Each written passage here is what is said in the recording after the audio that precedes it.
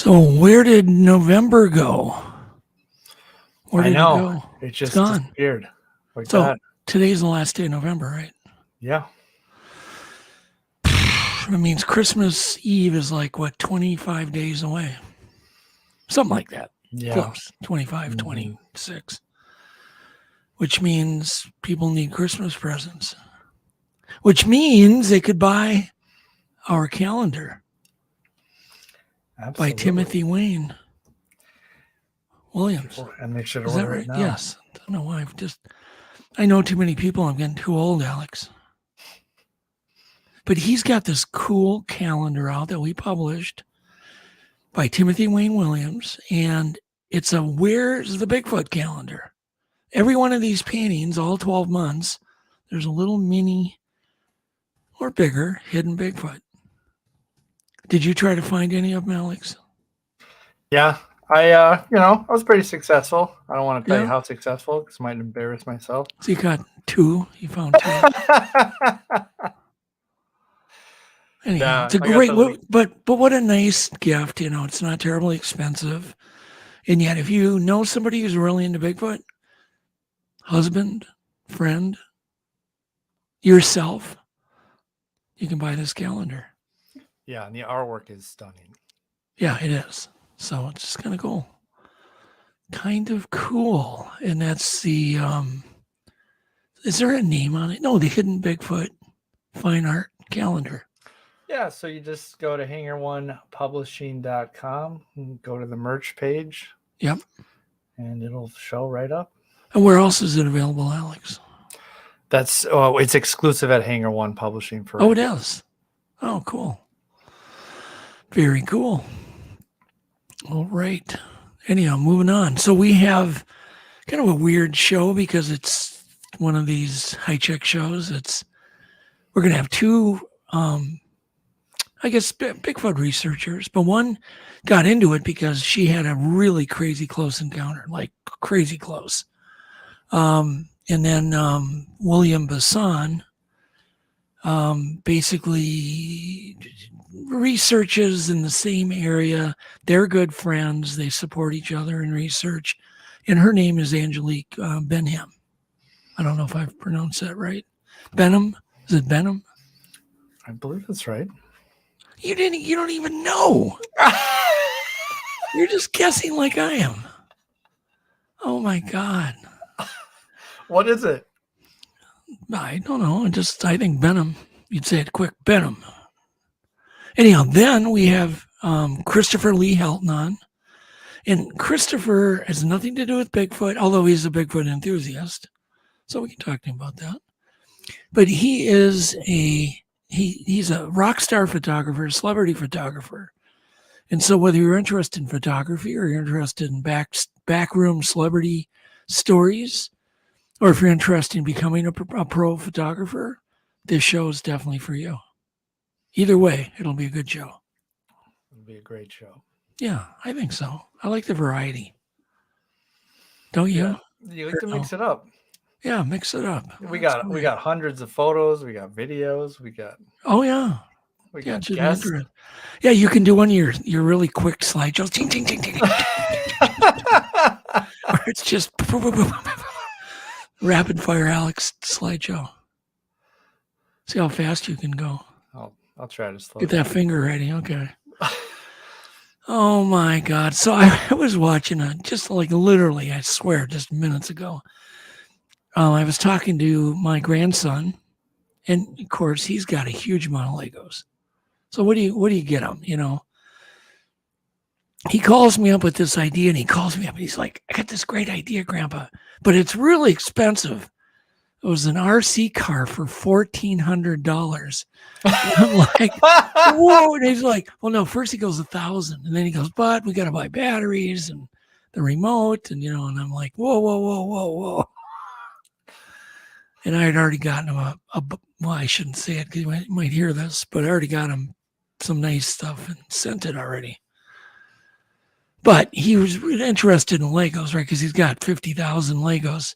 And I just thought, I wonder how many Legos they've built by now. 400 billion Legos. 400 billion? Since like the 30s. They've been in business since the 30s. That's incredible. And I won a set, which changed my life actually in probably 61. I won a set on TV on a TV show. All I had to do was say like strawberry jello or some crap when they called. And I won this giant Lego set and I got a tour of a TV station. Well, that changed my life because I wanted to get in the TV business. So that was the spark. That was the spark. Yeah. Well, yeah, as a kid, getting a private tour of a television. It was the top of the Fauché Tower, which it was just like everything was in color. We only had a black and white TV. All these sets were all in color of all these kid shows and stuff. I don't know. It's magical to me. And then I ended up working on the same floor on the top of the Fauché Tower many years later. I'll have to tell that story sometime. Yeah. Coincidences. By the way, my book is done. I have a book done. It's done. It's done, but I have to mail it to you. And of course I have to now give it the big go over. Yeah. But it's called Monsters and Messengers. So it's your whole life story. Literally from a very young age. Is that story in there? About the Legos? Yeah, actually it is. Yeah, it is. Everything's in there. Everything's in there.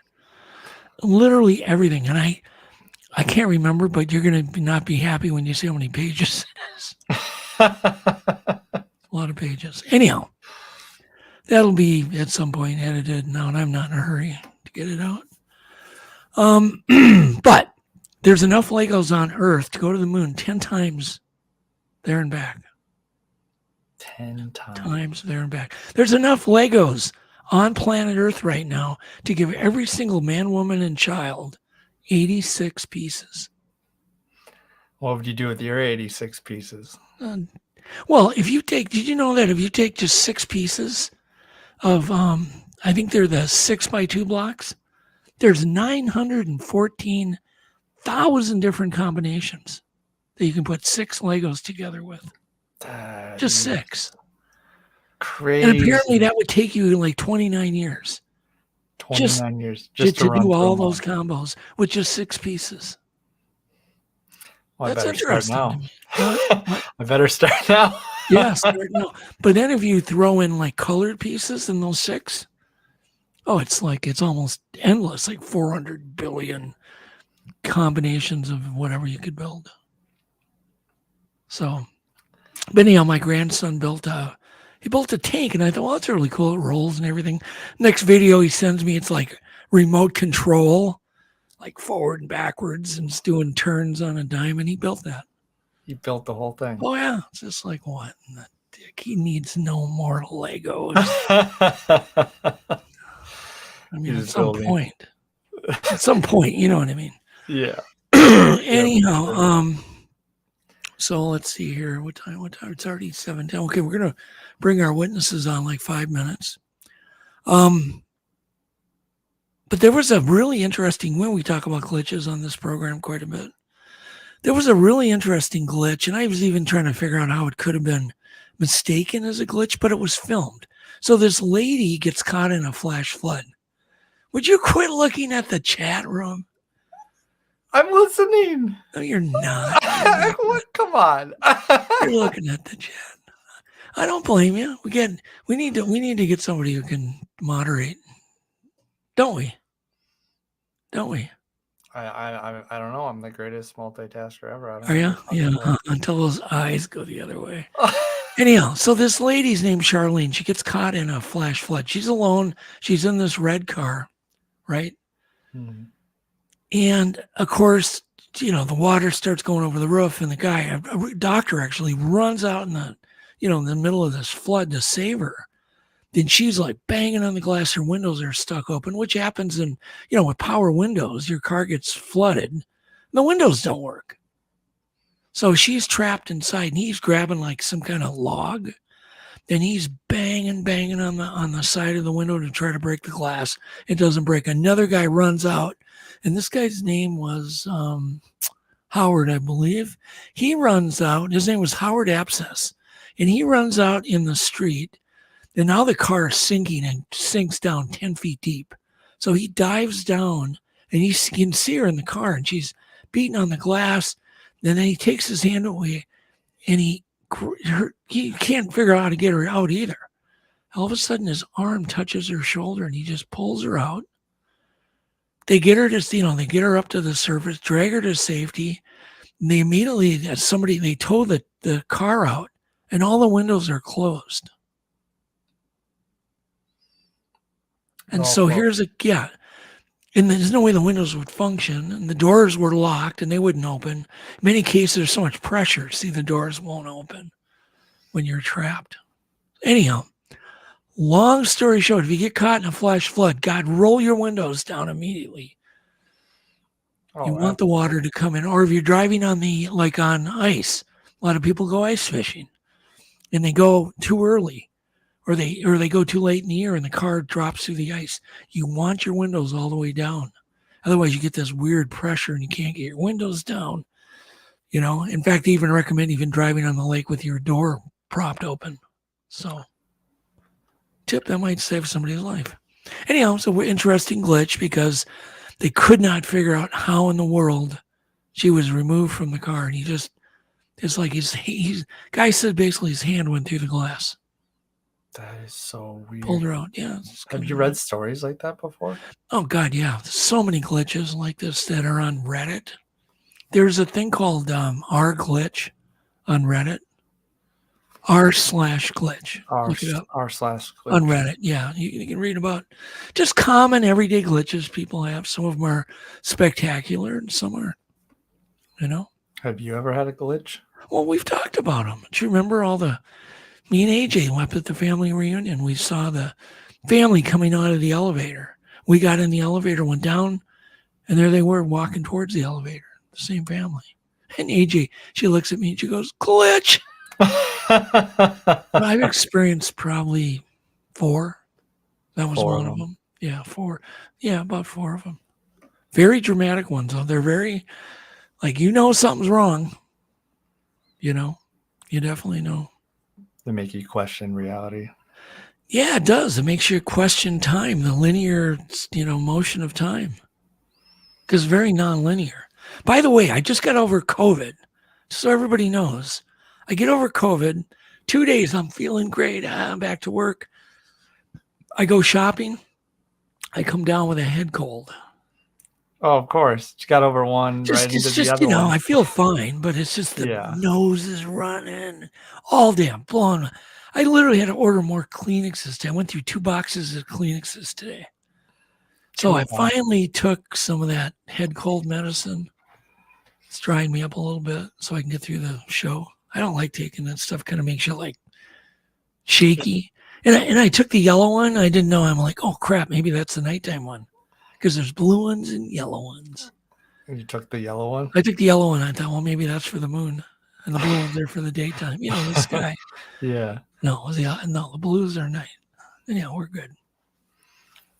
We're good. All right. Anyhow, let's oh man, what did I did have some other stuff, but let's just stick with it. Let's bring Angelique Benham on if they're in the back room. Yeah, they're here. Good. Let's just bring William and Angelique on. Hey guys. There they are. Hey, can we hear everybody? William, can you hear me? Oh, you just gotta unmute yourself, William. Yeah, there may be a mute button at the very bottom of the program if you look all the way down below the screen. I found it. Thank you. There, good. Hi, everybody. There we go. How about you, Angelique? Can you hear us? I can hear you fine. Can you hear me? Perfect. Excellent. Perfect. So why don't we just go ahead and just jump right into it? You had a crazy encounter. And how many years ago was this, Angelique? It was over 20 years. 20 years ago.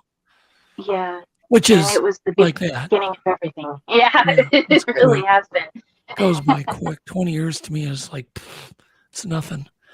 So, and how do you know Angelique, William? I met her at a Bigfoot festival, and she was telling her story, and I went, "Oh my goodness, you're the lady that was on the BFR or report," and it just got really excited because I finally got to meet the person behind the report. Yeah. And you guys researched a similar area or the same area, Yeah. correct? Yeah, Yeah. we're close in the same areas here. Okay. So Well, let's start out. Tell us your story from 20 years ago of this crazy close Well, encounter. I'm going to have to put it in a nutshell because it was a very long encounter.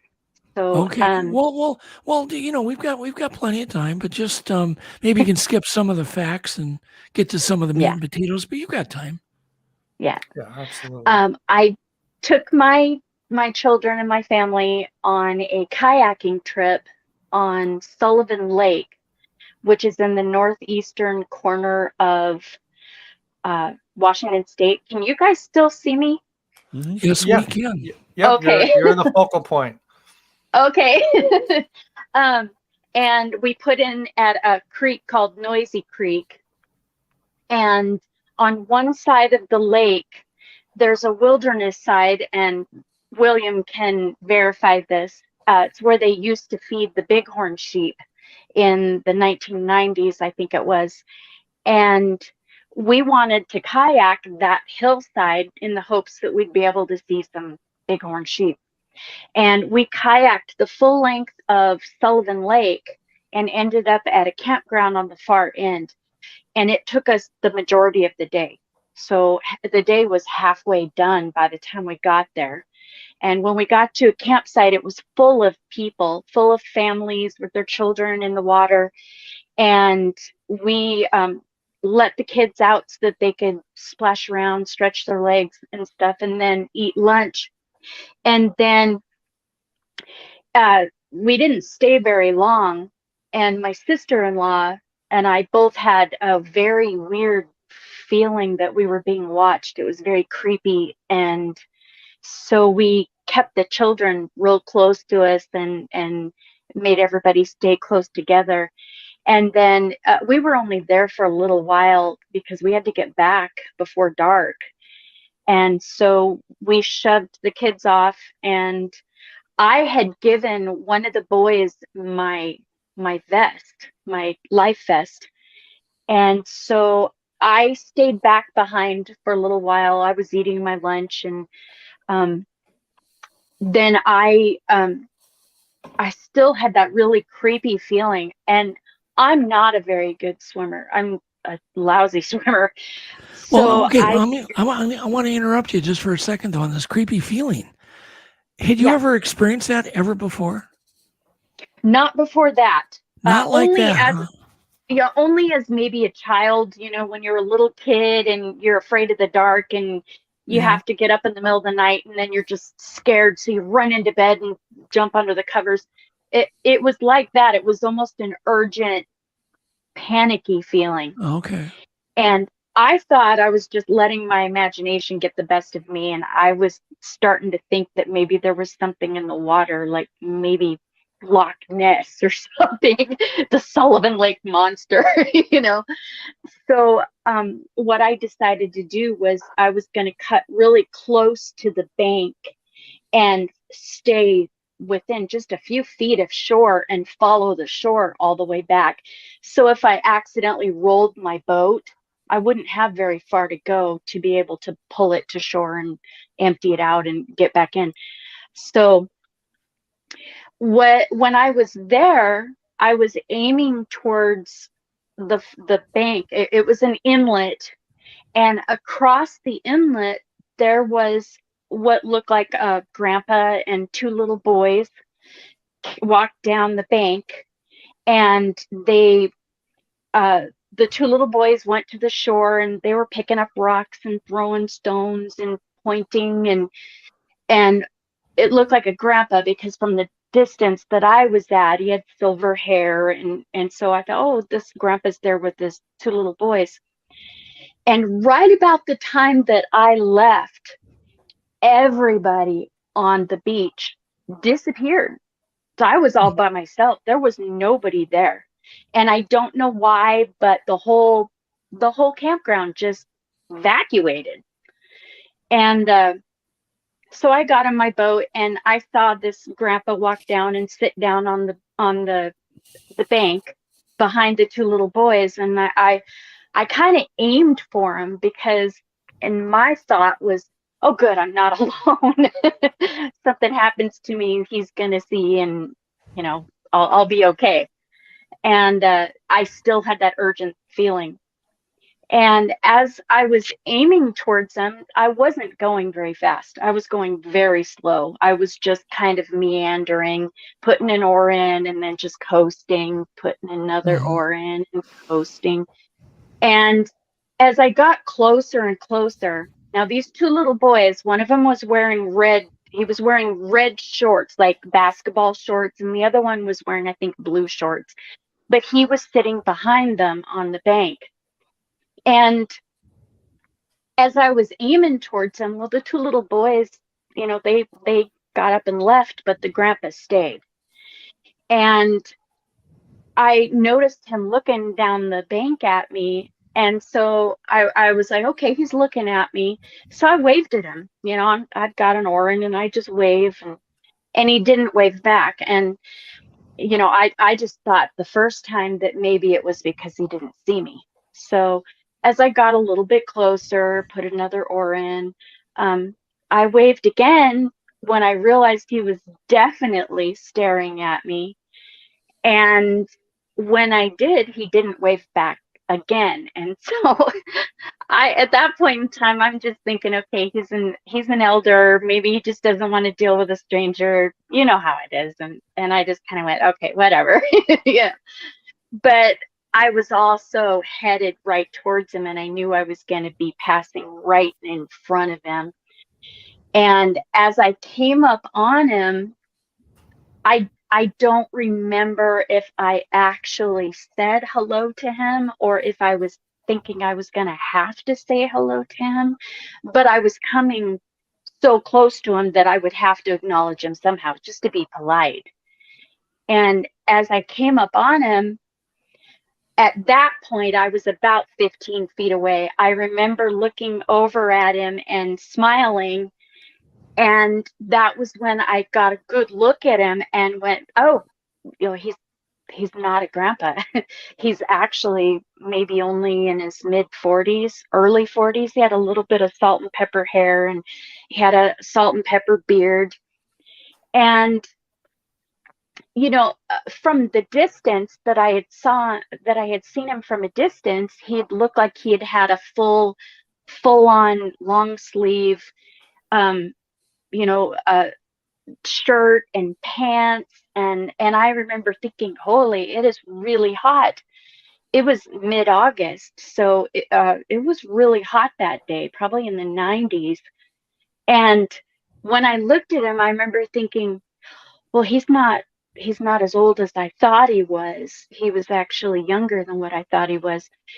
And I remember kind of taking a second look at him because he was actually a really good looking man. And I know that sounds bizarre, but he was actually a really good looking man.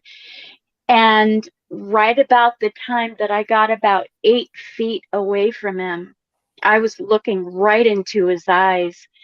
And I was just kind of struck by how beautiful his eyes were. And then I kind of looked away because I started getting embarrassed, and I glanced back at him. And when I glanced back at him, I was looking more in the chest area of him. And that's when I realized he wasn't wearing a shirt. He was covered in hair, and it was very thick hair. And he either shifted or something, but I saw him. I realized he was naked at that point in time. Now, I didn't see any genitalia or anything like that, but it caught me off guard to realize that he was covered in hair. And immediately I thought, oh my gosh, he's got like hypertrichosis. And I'm staring at him, and I didn't want to embarrass him. I was like, I immediately looked away, and then I tried to just kind of act like no big deal. Like, you see big, hairy, naked people in the forest all the time. I didn't want to make him feel like I was staring at him for his skin disease. Yeah. And how close are you at this point, Angelique? I was about 8 feet away. Oh, geez. Yeah. Okay. I was just barely offshore and past where you see like logs going into the water, but just branches from the trees hitting the water. I was just skirting the outside of those. So I was literally close enough to him to see his eye color. Hey, now, Angelique, whenever you're ready, just let me know. I can put the photos up too. Okay, yeah. I'll get to that real quick. Okay, cool. So, after I went past him, I took one more look back at him, and he had stood up at that time, and that was when I realized how big he was.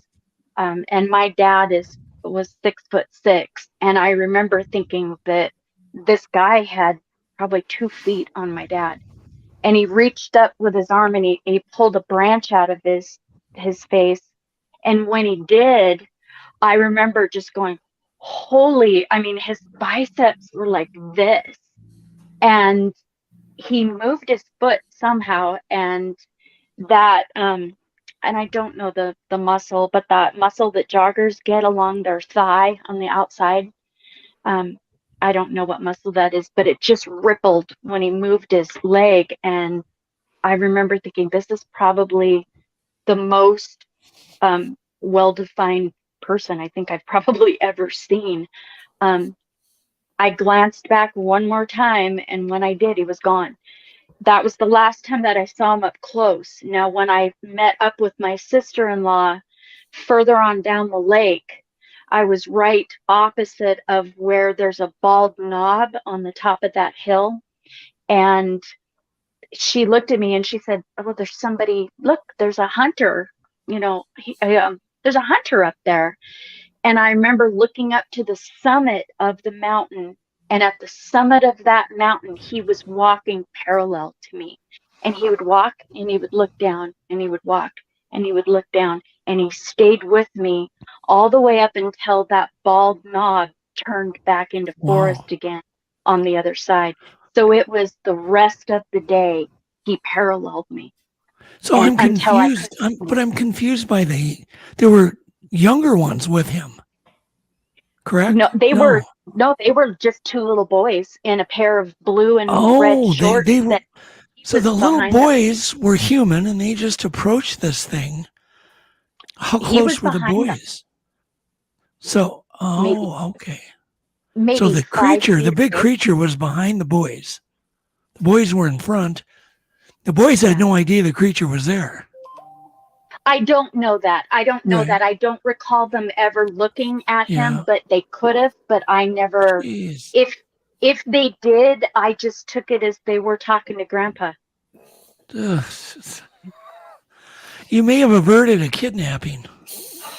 I didn't get that feeling from him. I got that feeling more that he was watching them to protect them. Like he was looking out for them in a grandfatherly kind of way. Like he was sitting with his leg crossed. He had one leg over the other, and he had his hand clasped in front of his knee. And he was just watching them like he was making sure that they didn't get too close to the water's edge. I never, ever got the impression that those little boys were in danger. And looking at him, I had no clue he wasn't a person. He was a human. What I saw was a very big, hairy human. So was the hair smooth, or was it wavy, or what? What kind of curly? It was actually smooth. He looked very well kept, and it all kind of grew down in one direction.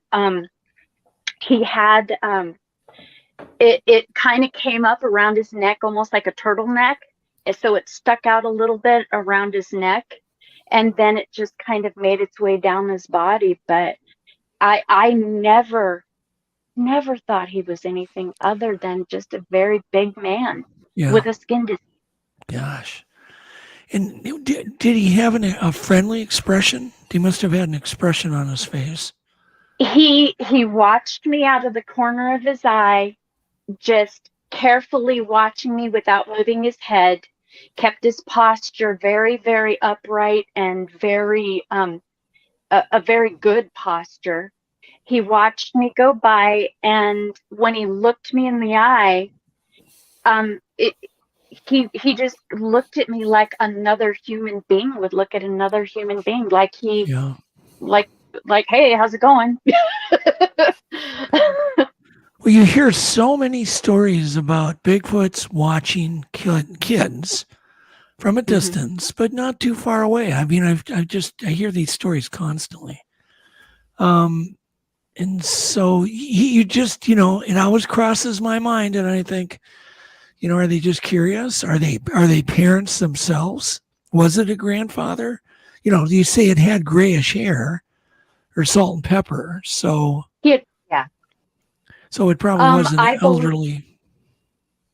I believe, and from what some of the things that my team and I have gone and discovered, is that they have a family. They have families, they have clans, and they have a family system, like mother, father, grandfather, Sure. children. And everything that I have learned, and from our studies and from everything that our group has done, we've absolutely just fallen in love with them, not because we're obsessed, but because they really show so much humanity in even the emotions that they've projected to us, that I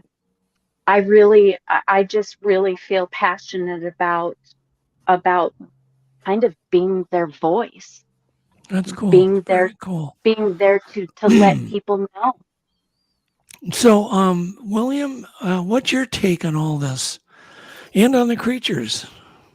Well, I know one thing that where Angelique was talking about. It's very, very rugged country. I mean, it's the mountainside goes straight up. It's called Hall Mountain. It's right on Sullivan Lake, and in that area, it is not a place for just normal people to be. I mean, it's just really rugged. So it's very interesting. We've had several reports up there. We've had reports out of the campground that she was at on Noisy Creek that people have had things that have approached their campsites at night, and people have gotten spooked and left. On the other side of that is Sullivan Creek, and the fact is we've pulled a footprint out of there and had several footprints. And it's amazing, because I had a friend of mine, Laura Lorton, that she did a lot of Bigfoot research up here many years ago, and we've she was talking about in those areas and everything. So yeah, it's just amazing that Angelique got to experience something that a lot of people go out and look for many years, and we find little glimpses of tracks and trees broke and other things like this, but she got the ultimate. I know there's a lady that was telling me a story a while back, and she doesn't really want to be known, but she was talking about being in her house down south, kind of around where Angelique lives, and she had a Bigfoot come right up to her window of her house and was looking in, and she walked up and she seen it. She screamed, it screamed. She turned and ran out of the room, and the next morning they found footprints right up just to the window. So amazing. And what Angelique described is kind of on the same basis of what the lady had told me that she's seen. I mean, the eyes is what they both focused in on. This had a beautiful blue eyes, she said, but she, it freaked her out. Well, of course, if you have something that close to you, yeah, you're kind of a little bit freaked out.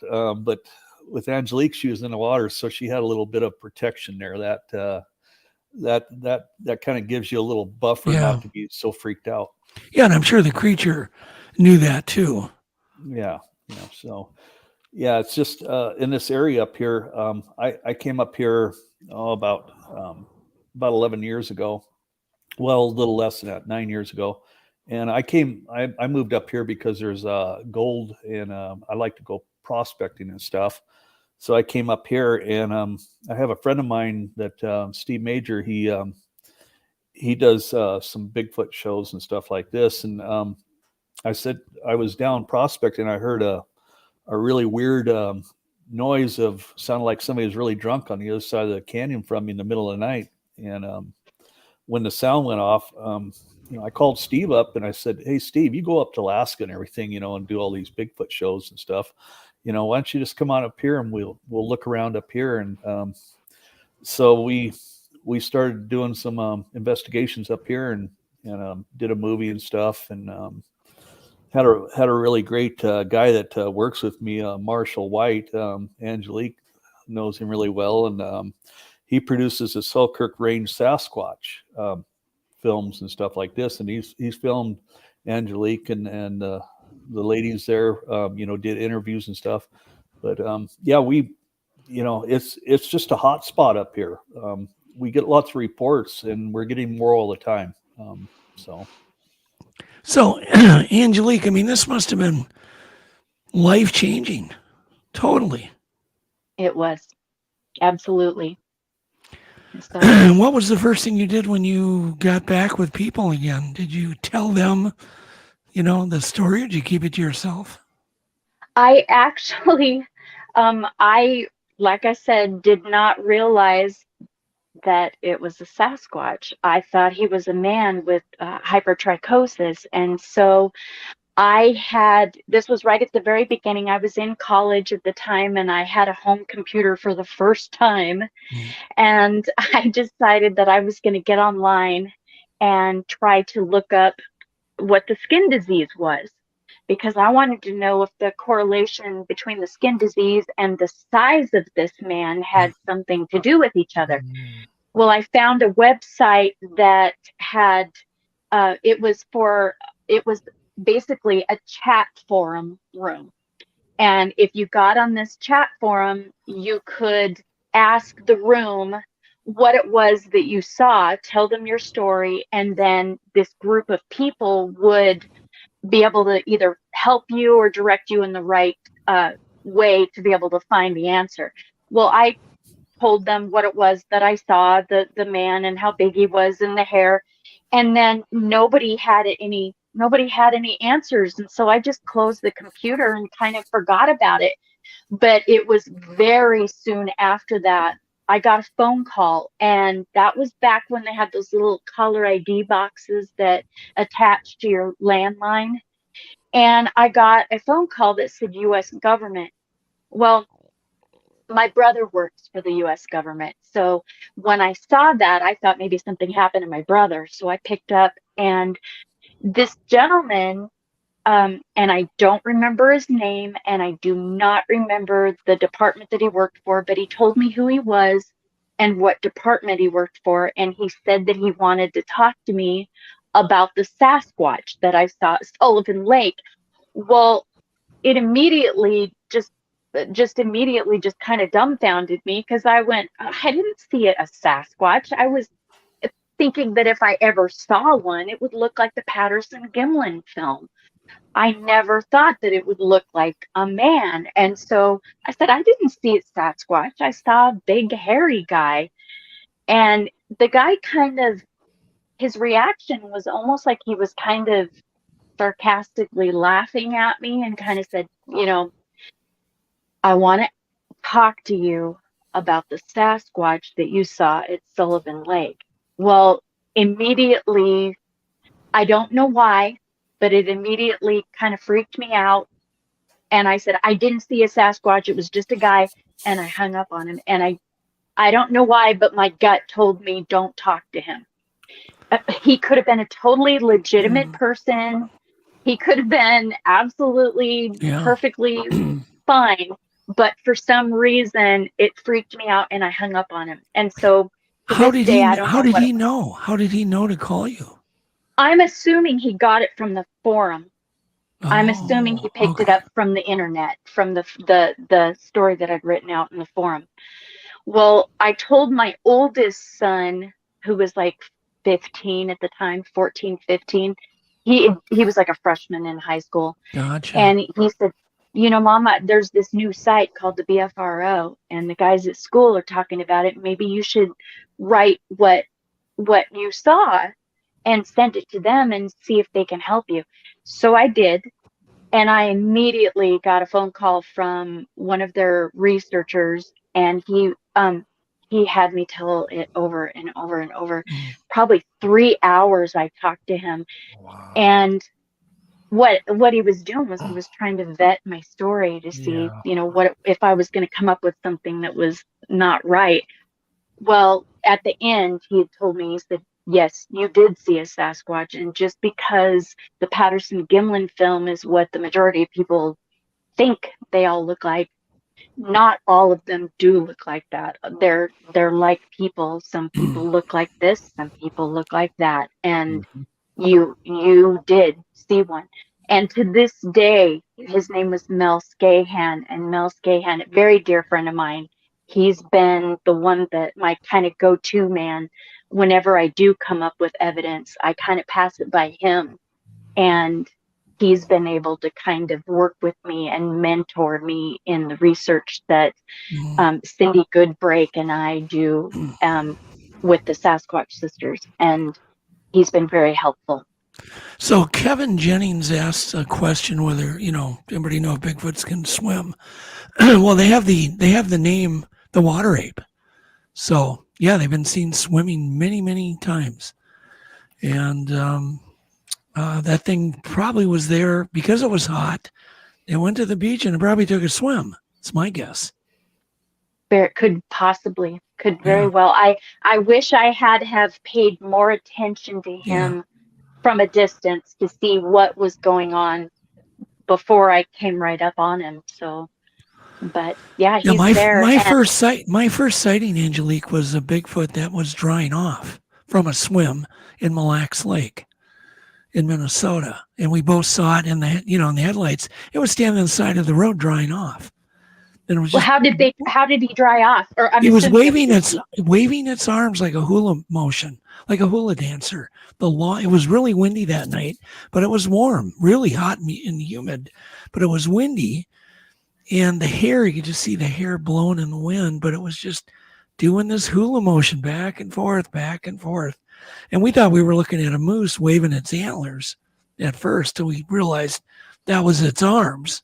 And we could see the fingers on it, and and it was lit up like day in the headlights of my car, because it was right in front of us. So that was pretty amazing. But yes, they do swim, and I would imagine the thing looked really nice and really clean because it was just sitting there chilling, drying off, cooling down, just like people do when they take a swim. Yep. And it was probably in a good mood too.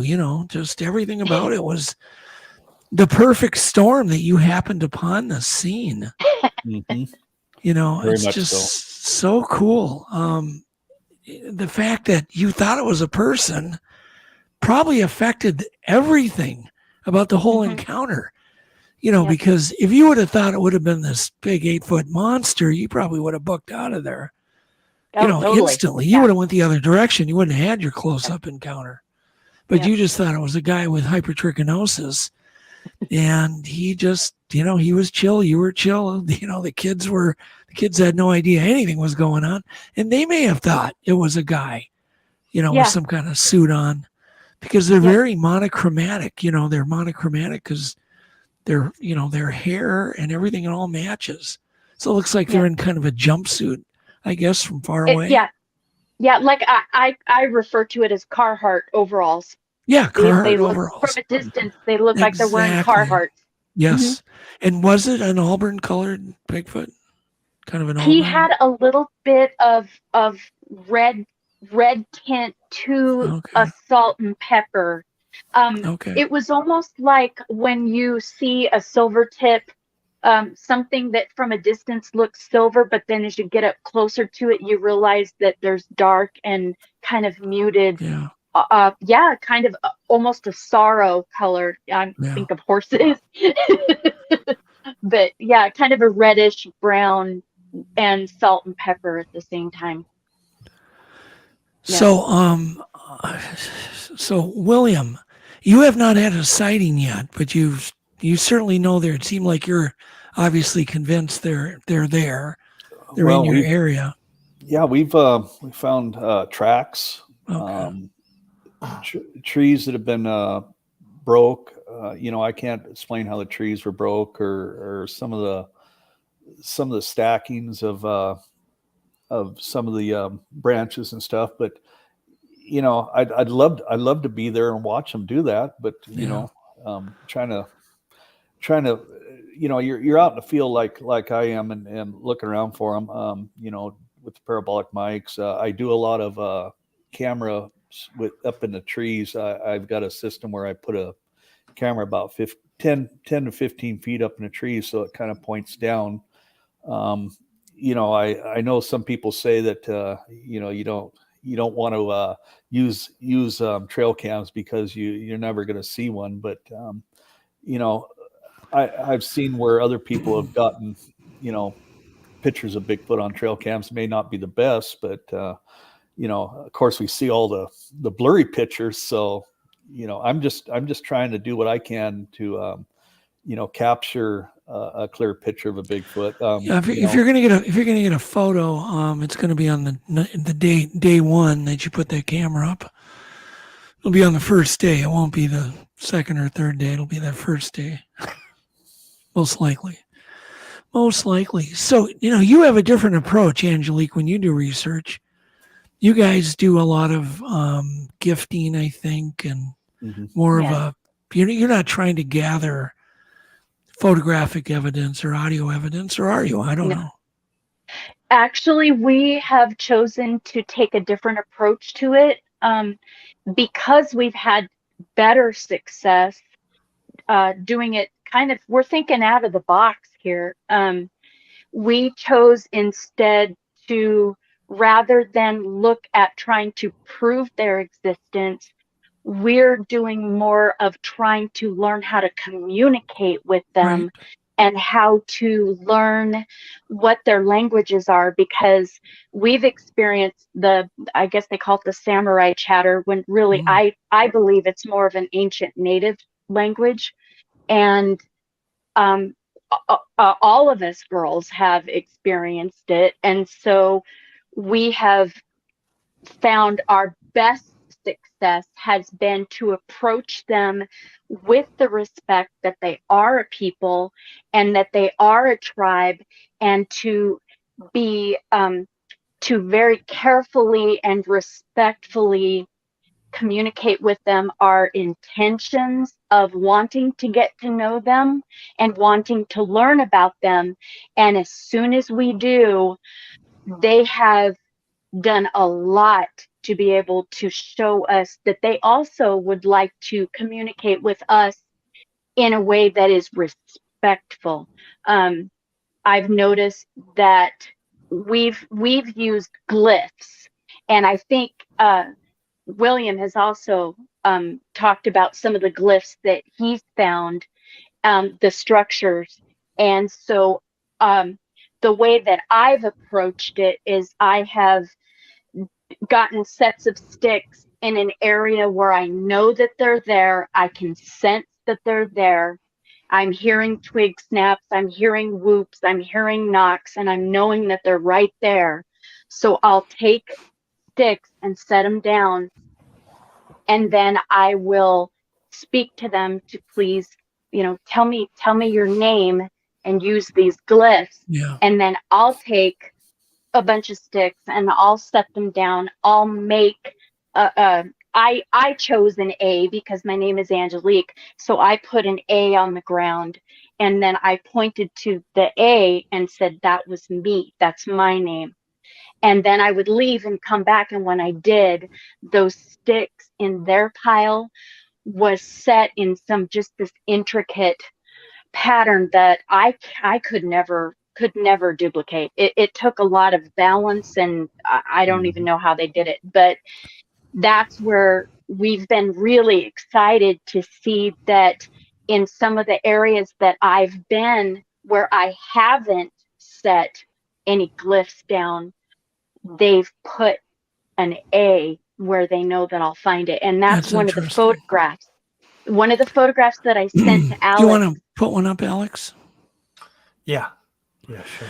David Ellis asked whether you would have recorded any of the vocalizations, and I really don't think they mind a little audio recorder in your pocket.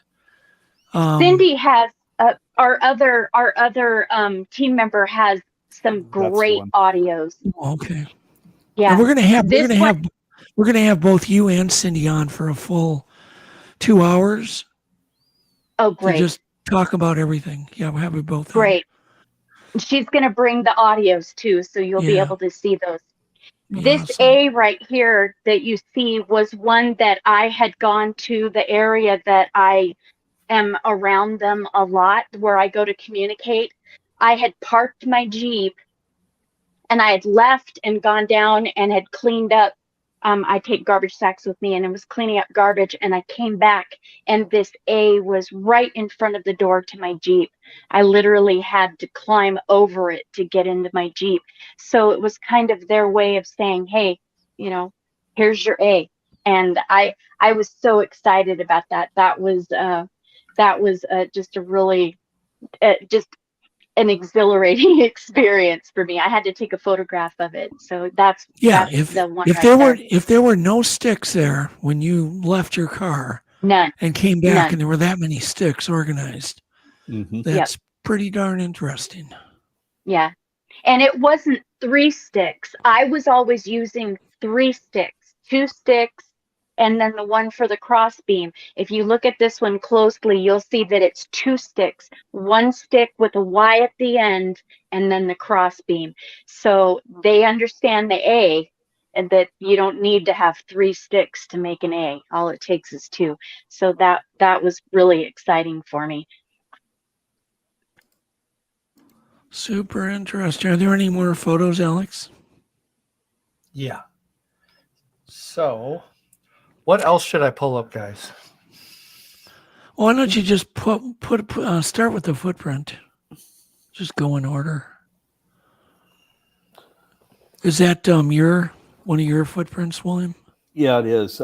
This is from a different area that's about 5 miles away from me, and it was a hard rain, and I actually there was a wolf in the same area there too that I got a great print off the wolf, but this was alongside the road, and there was no other print with it because it was all hard ground above it. But the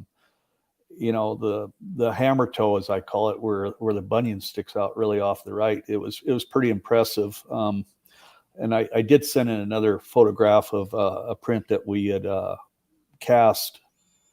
I don't know where it's at, but that's okay. That's just the way it goes. But I'm finding these prints around everything, and it's that's one of my camera shots from the moose for where I put my cameras up in the air. So that's just some of the many shots of wild animals that I get in my camera shots. I'm still waiting for the Bigfoot to look up there and see it. So.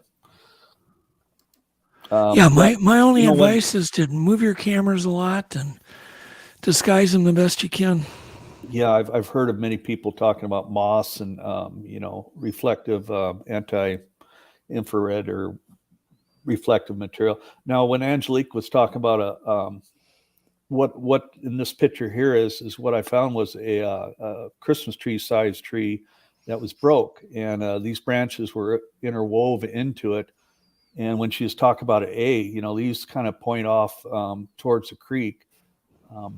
There was another one there that what was really fascinating on the other picture is that the tree branches were broke and moved and stacked up on top of the log, and they formed kind of a crisscross pattern, and they're about all 15 feet. Yeah, that was one right there. If you look, the very bottom one was actually broke and moved. It was laying in the ground, but broke and moved over that log. So I don't know what the representation of that is, but everything else is normal. But that was something that we caught that was very interesting. Yeah, with structures like that, there's just there's no way to know. They are interesting. They should be noticed, but one never knows. Yeah, I You try never not know. I try not to chase everything that we see, but you just don't know. That's And there's interesting. one of Angelique's area. Super interesting. So is Yeah. it And I was going to mention this place where you saw the creature. Was there a stream emptying into the lake there where you were kayaking? Do you know if there's a stream, well, William or Noisy Angelique? Creek. Hmm. Yeah. So there is a creek. Maybe How you far can was the answer. creek? How far was the creek, William, from where her sighting Oh, took place? from Noisy Creek, right there is a campground, and there's a lot of kokanee that migrate up that creek, so it is full of fish. Mm, So there's a lot of great food source for them in those areas. that's a big structure or a big Yes. log Yes. pile or whatever. I've And seen. on I've this seen. structure, I'm I sorry. was Go just ahead. gonna. I was only. I was gonna. I'm sorry. I don't mean to talk. We have a delay. I found things like this in the forest that have appeared over where they weren't there the day before, and they were gone the next day. Super Mhm. interesting. Angelique and I were On talking a this, little bit. Go ahead, Angelique. oh, God. Just real quick on this structure, all of us girls were there when we found this, and we walked the entire area, and we could not find the stumps where these trees came from. They were literally broken off from some other place, brought over there, Hmm. crammed into the ground, and set up without there Yeah. being any root systems or anything still in the ground. So and no possible way that a large piece of equipment could have been in there to do Yeah. that. So it had been brought over there. Go ahead, William. What was it you were going to say? Oh, I was going to say we were talking the other day, about trees being broke and stuff, and we're talking about gifting and other things like this. There was an area where I left some colored rocks to see if they would get moved around and stuff, and they actually did. On that trail going up there, there was a tree with a good 3 or 4 inch base that was literally snapped off and laid over the top of the road, and there was no way for it to just fall over. The branches, it was dead, but it was solid. And so Angelique and I were talking, and she had a tree that was yanked out of the ground and thrown across the road where she came into the place there. So that's a pretty interesting story too. So we love to trade stories and knowledge and see what we can come up with, Yeah. because it's always good if we share, so we can look for the different things that that kind of key us into what we're looking for. Mhm. Very interesting. Anything you want to add before we bring Chris on here and say goodbye to you guys? But man, that was an incredible encounter. Absolutely. I just can't imagine, seeing something like that. I don't think there'd be a day that would go by I wouldn't think about it. Yeah, You don't. Yeah. Yep. Every we're just day, very lucky every that day. we're in the area that we're at, so Yeah. we can do Yeah, a you lot of guys- investigations. You are. You're in an area. If you were in Minnesota, it wouldn't be so fun because although we have a great lot of forests, the bugs are so bad in Minnesota compared to Washington. And I've done, expeditions in both places, of course. I don't know. It's like heaven when you're out on the West Coast Yeah, compared this to Minnesota. spring, the mosquitoes are so thick on the back of my hands out investigating the spring. We do get mosquitoes and stuff here too. No, I know you do, but Oh, it's yeah. still, it's not as Not bad quite as as here. big as the ones in Minnesota that they can Oh. carry you off. It's just so bad here. It's so buggy. Do you guys have a lot of wood ticks there? Yes. Few, yeah. You Yes. do? Of course. Yep. Yeah. We deal with a lot of elements out here right now. We just got hit with what about good 10 inches of snow? Would you say? Yeah. Yeah. Close to a foot now. Yeah. Well, we're gonna get we'll get you and Cindy on next and get you back for a full 2 hours, and we can talk about all sorts of cool stuff. So Excellent. thank you so much. Meantime, Thanks, Yes. guys. can I do a shameless plug real quick for us girls? Absolutely. For our team? Please. Awesome. Okay. If there's anyone who would like to share with us their true encounter from the inland Northwest, You can reach us at SasquatchSistersNorthwest@gmail.com, and you can also reach us at Facebook at the same name. Awesome. William, do you have any plugs? Why certainly. You can watch our adventures on Selkirk Range Sasquatch. We're on YouTube, and it kind of shows you some of the things that Marshall and I go out and do. I've got an excellent cameraman that, he's done all this filming for everybody, and it's really great to be able to have somebody that is such a professional person. So if you want to come and watch our channel, it's Selkirk Range, Sasquatch, and so we're going to continue filming, and hopefully next year we're going to be doing a lot more setting up on trying to get out there. We're going to do some river work. We're going to hang out in the woods a little bit more.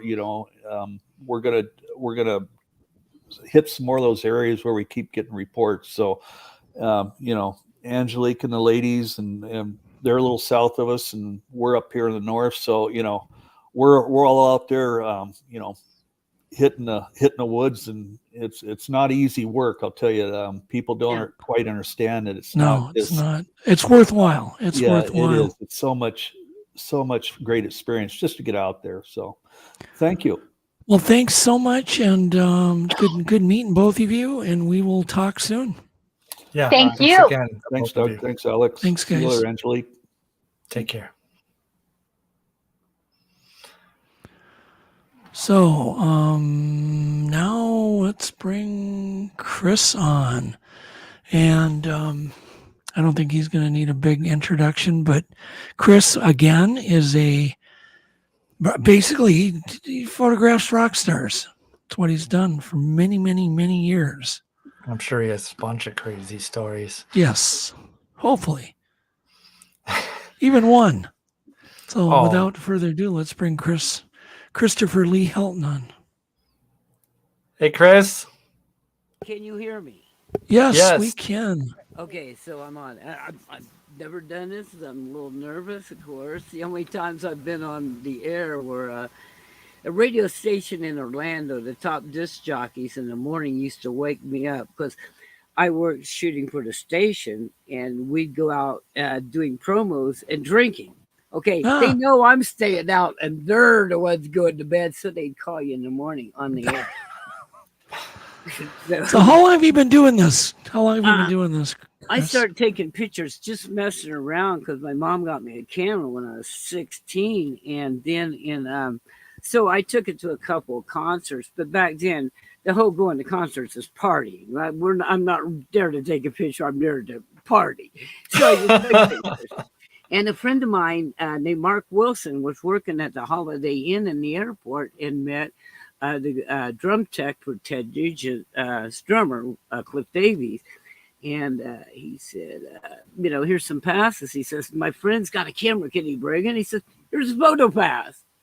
So it's like, cool. And then they ended up inviting us to other shows of theirs. And he met the guitar tech for Kiss. And same thing. He said, yeah, here's photo pass. So now I'm in the pit.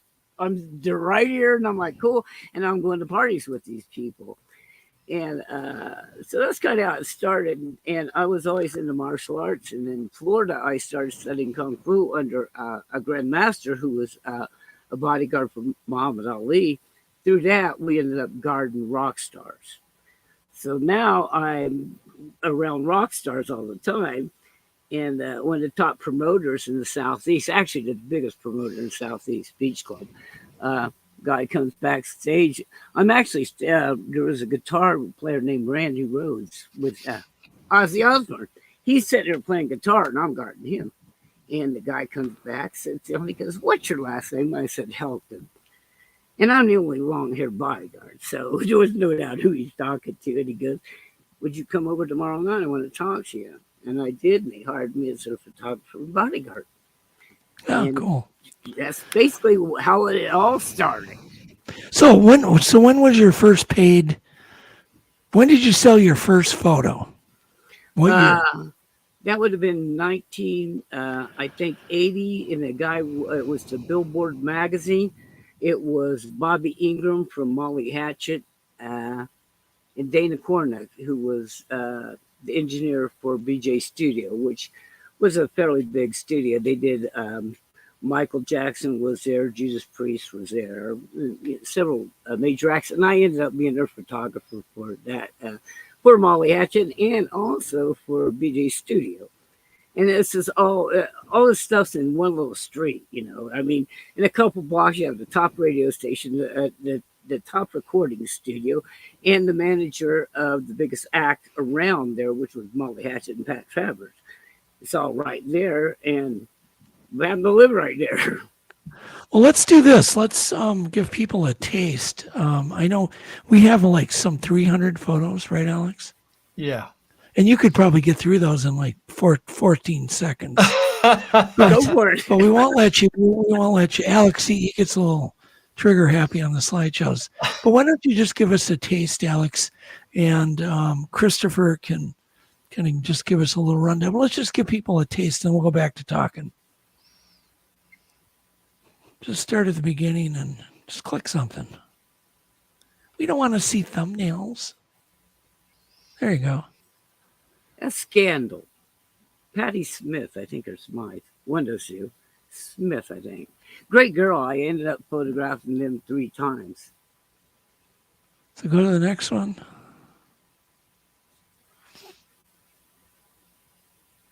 The Scorpions. I love the Scorpions. We ended up partying with these guys, by the way. We won't go into all that because family-friendly show. Yeah. Awesome people. No. We'll get something out of you that's not family friendly. In fact, that was the first night I met Bon Jovi. They were the opening act, and I'm there to shoot the Scorpions. But I thought, well, I'll shoot this opening act. So I start to walk into the dressing room, and a bottle goes flying past me into the wall. And then another one. I'm like, what the hell is going on? And it was their tour manager was mad. And he says, come in. And he's kind of gruff at that moment, but we hit off. He says, after the show, come back and see me. And I did. We become buddies, and I ended up doing lots of work with Bon Jovi. But, unique night, let me tell you. Like I said, we can't do it all. Believe me. You know, we ended up going back to the motel with the Scorpions and partying, and with my photo assistant, Tony Mastron, and some friends, Pat and Joel. And I couldn't go on to the next gig, which was the next night in Jacksonville, but they invited my friends to come up and hang out with them, and they did. Said they had a great time. Whitney cool. Houston. I'll shoot anybody for money. Actually, I'm a fan of Whitney Houston, actually. I think she's great. I'll just show another one. Then we'll get into Cyndi Lauper. Yeah. Cyndi Lauper, I like this picture because Cyndi was really sick that night. And she said after the show, she's in the back of a station wagon, all things, leaning on the front seat like this, really sick. And she's seen all these people standing out there. She got out and came out and signed everybody's autograph. I thought, wow. And that's why I took this picture. I thought, man, that's so cool. You know, most people wouldn't even think of doing that. And I've shot her a couple times.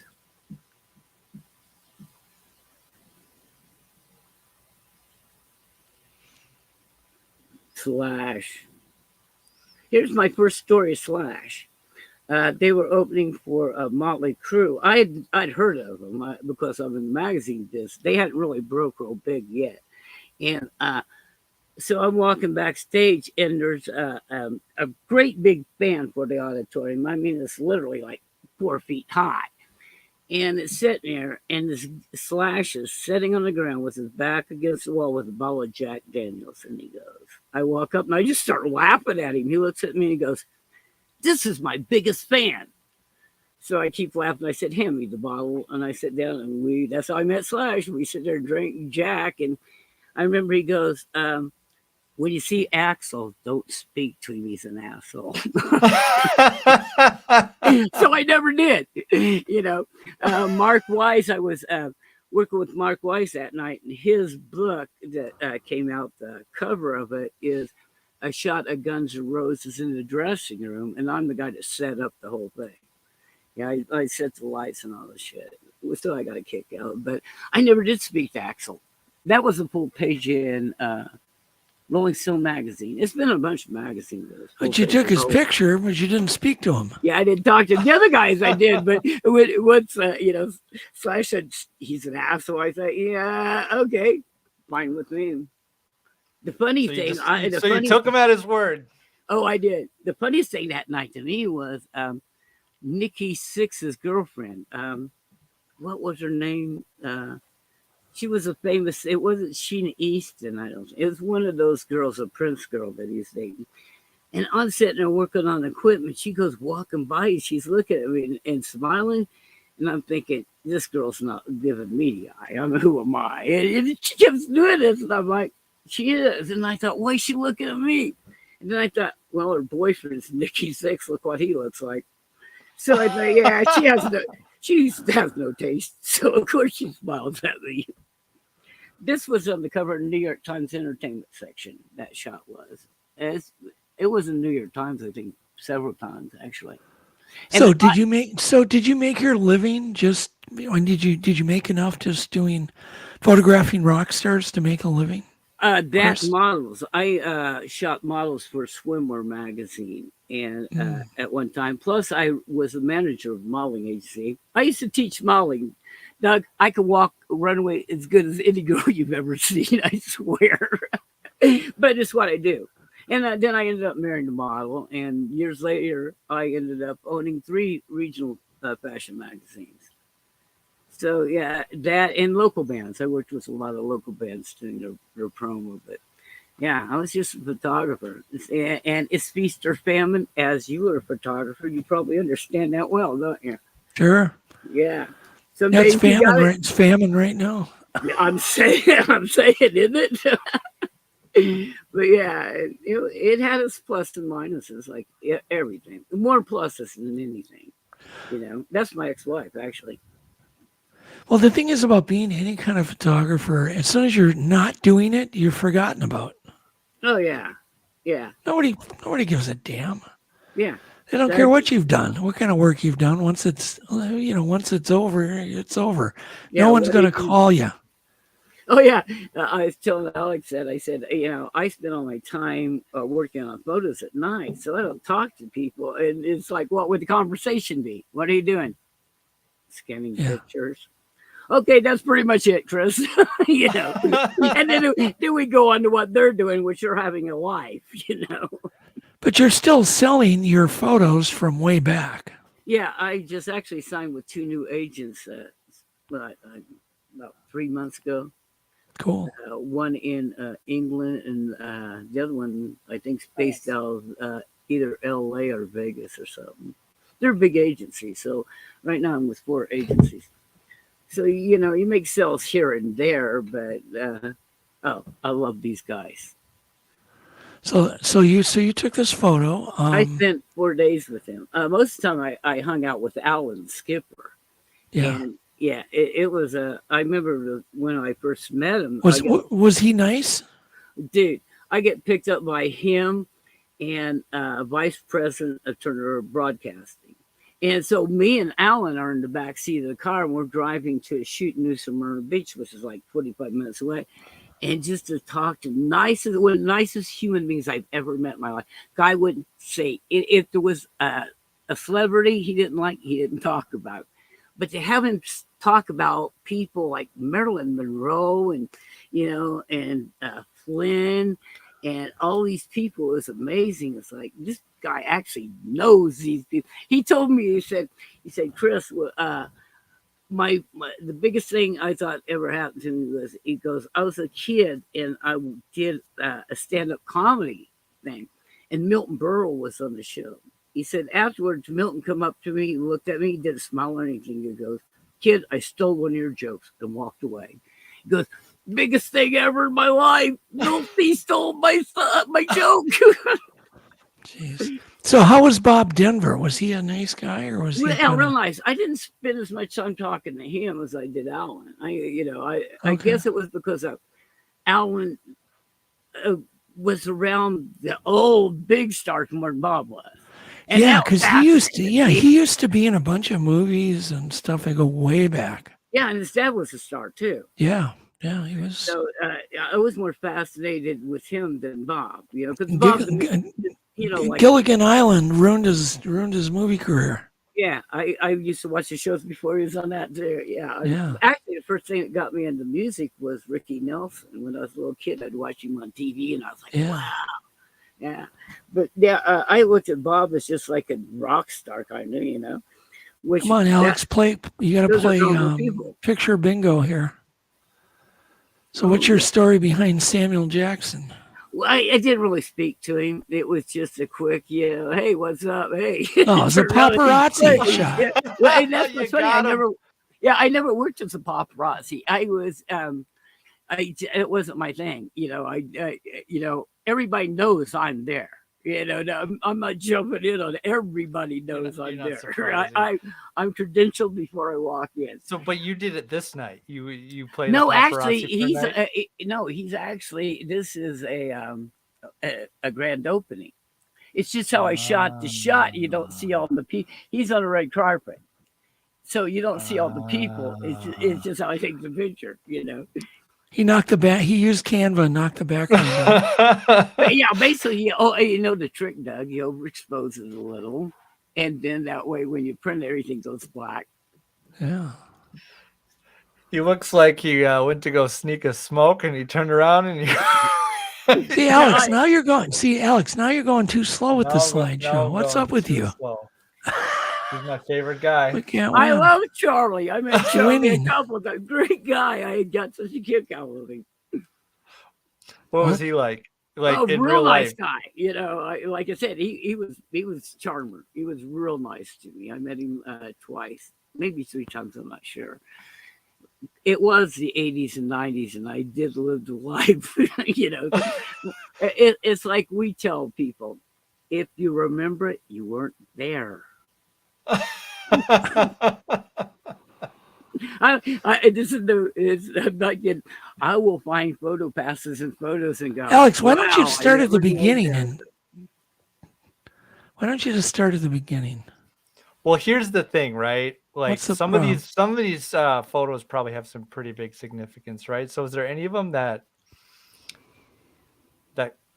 come to mind, Chris, as you're looking at them and like, oh, I remember that day? Actually, all of them. The one, you'll have something to say. The one with the 2 girls in. The 2 girls. Right there. Okay. There's Maria Conchita Alonso. She did a bunch of movies. Like she was in Predator 2. I don't know what else she's been in. A lot of movies. And the girl sitting there is an ex-girlfriend. The funny thing, I didn't know she was rich when we dated. she didn't bring that up. And I got flown out to LA to shoot a band. And they said, there's a girl that wants to see you. And they said, Elizabeth Bell Wilson. I'm like, you're kidding. And she lives in Laurel Canyon. So she's like, why don't you come and spend a month up here and hang out? So I did. And Maria just was releasing a movie called Caught with, what's that guy's name from Miami Vice, the police captain? Elmo's, James Elmo's, or whatever. Anyway, so she was going to have a private screening at Beth's house. Oh, Elizabeth, sorry, she changed her name. And so we hung out. It was great. You're a great girl. And Elizabeth got her all this vodka. I thought it was funny. I've never seen, not vodka, sorry, tequila. And they were in little pyramids. It was like a glass of frosted pyramids. And it was the smoothest tequila I ever drank, by the way. That was. So I think that's a story only you could like, Christopher. Well, there's actually more to it. There's a little more to the story. There was a little more to the story. And I thought, I can't go. I better stop. So there is more to it. But family friendly show. Come on. All right. What about this one? Jennifer Love Hewitt. I thought that was cool because I went down to shoot her. A friend of mine had a crush on her, and I said, well, she's going to be in Tampa. I can get passes. Let's go. And I ended up hanging out with her mom at this gig. It was pretty cool. I ran into her mom, who at the time she was I just broke up, I think, with the singer of LFO, who I actually was a photographer for LFO. So he was there, and I got introduced to them and stuff, and we hung out. It's kind of cool. I liked her mom. She was a nice person. Okay, next. That's Bruce Willis. Yeah. And Demi. I'm a big fan of Bruce. Love Bruce. Demi's cool, you know. I used to hang out with his stuntman or his stand-in, and he did all of his double. You'd swear to God you were with Bruce Willis. I met him in Vegas. His name was Ian. Super neat guy. He talked like Bruce, looked like him, but he did all of the movies and all of his stuff. It was a stand-in. That is cool. Yeah. Yeah, I'm a big fan of Bruce. You know, the guy can't do wrong to me. Well, he probably can, but you know. But you hear the stories about Bruce kind of being a little bit not so great to some people. You know, I actually stay away from a lot of the that kind of stuff, because when you're working like bands, you know, if they get in fights, whose side you going to take? Well, you're working with the band. They break up, you might be shooting both bands. So, you know, you're cutting your throat. You know, I have people make comments about some of the bands now, you know, and it's like, you're kidding. I know all these people, so I try to stay out of everything to do with that. How come you're so damn far away from your camera, Chris? Oh, here we go. You should come a little closer. There you go. Just a little bit. You used to being behind the camera. Now you're now you're hiding. Oh, I told Alex, I said, you know, I can outpost anybody till the second they point the camera at me. And then Doug, and you get all nervous. Oh yeah.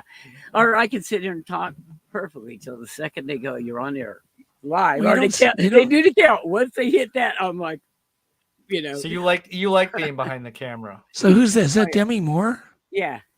Oh, you barely tell. Yeah, they were doing this grand opening for Planet Hollywood. Oh, okay. I always like that picture a lot. She's watching Bruce at that moment, actually. And I just thought, oh, she looked so cool, kind of mesmerized at Bruce singing, you know. So oftentimes, like when you do a shoot where you were hired and they would fly you out, or how does this even work? Like, it's so interesting. Like, it's all different. I give a big kick out Greg Gutfeld. I think he's funny. So, and my mom thought he was funny. So mom goes, let's go down see Greg. So we went down there, and Greg did pictures with my mom and stuff. I got a kick. Well, tell me how it works. Yeah, Greg is on Fox News. Yeah, he's got a Greg Gutfeld show at night. Yep. Which is the highest rated show right now, and that kind of thing. Of course, Heather. Well, here's how it works. I work for the promoter, so I'm shooting for them a lot of times at shows in the beginning. Then I ended up starting to shoot for magazines. How that works most of the time is trying to get the pass, because I work for a bunch of magazines, and magazines are based out of LA and New York. So the top photographers in LA and New York are going to get the gig. And there's only so many passes, because it's like, say, Alex, you are the person in charge of who gets passes. There's only so many passes. Let's say you're the editor of the magazine.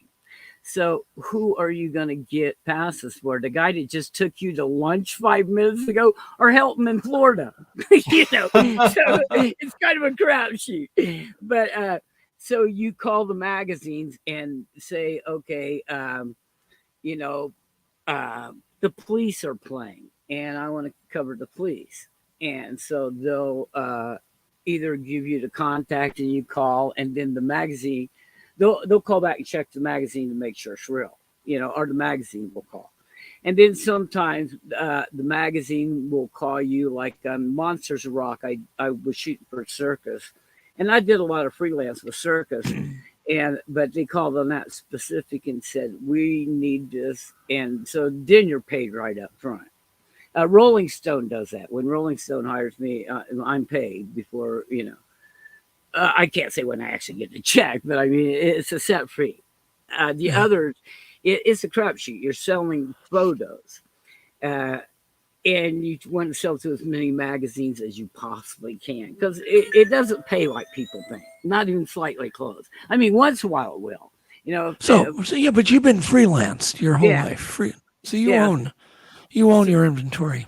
Yeah, so if a record company hires me to do a promo shoot, you know, for a band, and I did several boy bands like that, you get paid serious money, you know, for that. And they own Commissioned, it. fully commissioned. Yeah, and they own it. Yeah. But like Rolling Stone, you know, they hire me and pay me, but then they let me sell the photos to anybody want after. It's like, okay, we get the photos for 30 days or 60 days, and then you can release the photos. And I have agents, so that's how I'm in basically, I think, every country there is unpublished in. But that's through agencies. You know, like when was in doing New York Times and I was on MPV and VH1 and all those were through my agent. So how do you balance all this? I mean, like, because you said it's up, it's down. Do you have multiple gigs going at the same time? Do you spend a ton of time trying to get work? Like, how much time do you balance, you know, the shooting of the photos and the whole business side of it? And it's just got to be a nightmare. It is, but a lot of it, I wasn't trying to be a photographer. It's a funny thing. I was going to be a rock star. That's why I fronted the rock band. Yeah, the whole time I was always going to be a musician. I was not going to be a photographer. It just happened by accident. See that picture you got on the screen right now? You know what that is? That is a light, and I turned it upside down. I'm at That's a picture that just lost a quarter of our audience. Yeah. Come on, Alex. That was a light at Dairy Queen while I was getting the sandwich. You know? Yeah, we want to get back to people. There we go. I get more acclaim probably from that picture than any picture I ever shot. Really? Yeah. I shot that in 1975 at Jordan River Festival in Bloomington, Indiana. And again, I'm partying, dudes. I'm not there to take pictures. I'm there to get drunk and buzz, you know? So, and that just like, man, I got a camera. And I took that, and that's when I started realizing it was good. I started looking at some of my pictures after a while, and I went, you know, this is as good as the stuff in those magazines. And, you know, after that. So did you just eventually realize you had an eye for this? And Yeah. Were there other people coming up around you that were actually trying to be photographers, but they just didn't have it? Oh, yeah. Of course, everybody wants your gig. And I always laugh because it's like, I ended up doing magazines a couple different ways. The main thing that got me really broken in the magazine business was a guy named Ronnie James Dio. He's a rock star. And in fact, there's a picture of him sitting in a chair there somewhere. And Ronnie, I sent some pictures. I shot at him to his PR company that handled them, and they handled Van Halen, Ozzy Osbourne at the same time, and Manhattan Transfer. And he asked why I wasn't in big magazines. And so they got back to me. And I said, well, it's not like they have openings. You know, it's like one a rock photographer, free food, groupies. Yeah, sure. They don't run out. So there's no openings. And he says, well, Chris, I handle Ozzy and Van Halen, and Van Halen's the biggest act right now. He says, here's who you call. These are the editors. You call them up and you say, Kevin Kennedy said, look at my work. And so and he goes, and if they don't, I'll cut off all their Van Halen interviews. And then he goes, oh, wow. Cool. He said, no, I'll look at your stuff. And I got hired by everybody across the board. But I was mainly a black and white photographer because, you know, the money's in color and everybody's shooting color. So they're like, we don't really need photographers, but you're good and great recommendations. So you could do a lot of black and white for us. So I ended up doing a lot. There's Aldo. I know Aldo. I thought you did. That's why I threw that in there. It's the Yeah. drummer. You know his drummer good, don't you? I used to go fishing with Eldo all the time. Oh, did you? Oh God, yes. I used to Oh, take man. Eldo fishing all the time. His drummer was my nephew by marriage. Oh, Billy really? Carmassi. Yeah. We actually got several drummers on here tonight, I think, watching that. Well, Billy's brother was Denny Carmassi. He was the drummer for Heart. So back in the 80s, I used to go on tour with all these guys and, hang out. And it was fun. I told him my little sister, Rhonda, her husband did a lot of work with Hart because he was a tour manager for Yeah. Firefall and the Birds. So she knows Yep. him. But yeah, I've we been got to- several drummers, I think, watching tonight. In fact, they play for Ted Nugent, Johnny Winters, Rick Derringer, Molly Hatchet, and Oh, do you know drummers, I think, Bob? are Do you know all- Bob Torello? I think he played with who the heck? He played with he was Johnny Winter's drummer for a while. I used to hang out with Bob Torello. I know the name. My friend Tom McCurall was drummer for Winters for a long time.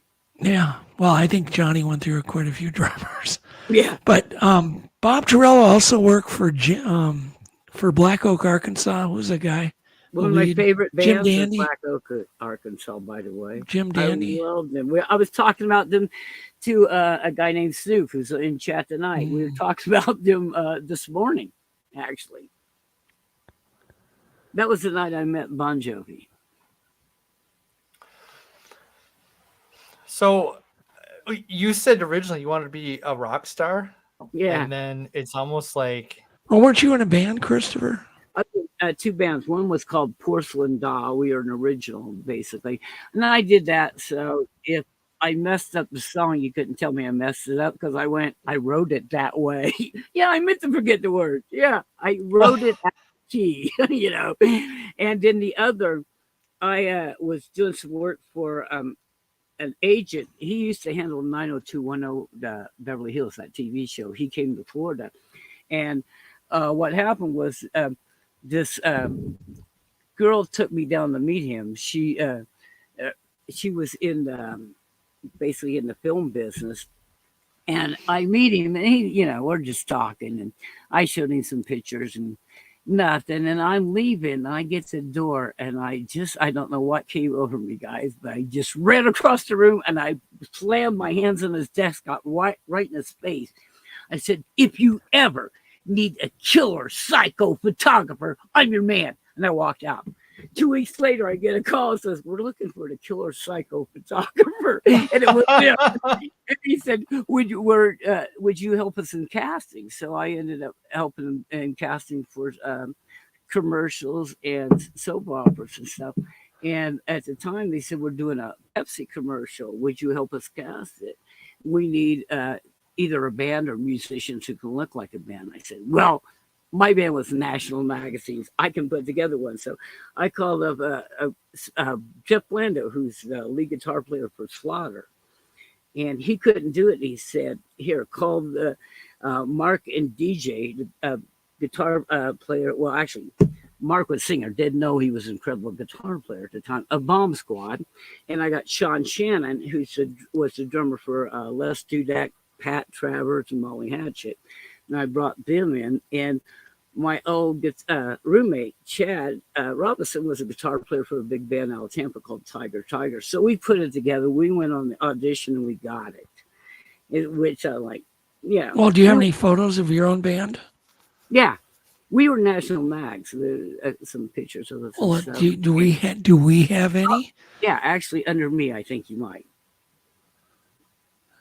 I was also in a World Kung Fu tournament. That's what those two top pictures of me looking skinny are. That was me when I had fashion magazines. Gotcha. You're a handful now, Christopher. I can only imagine what you were like back in the 80s. I mean, you're quite a handful already, even now. And I'm old. Think I'm slowed down. Oh, yeah. I can only imagine when you're in your 20s. Jesus.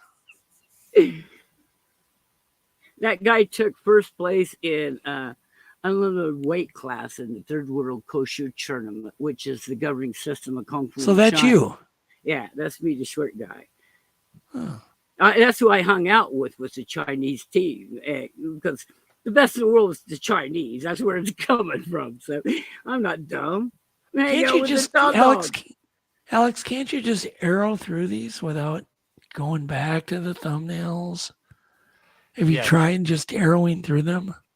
Yeah, I'll have to set them up a different way. Just Okay. I didn't know. I'm just giving you crap for the. yeah, there's 300 photos. All right. And that's narrowed down, dude. I had no idea what it Wait, we don't want to get Christopher off into one of his long tangents. So tell us a little bit Yeah, about we don't your want band.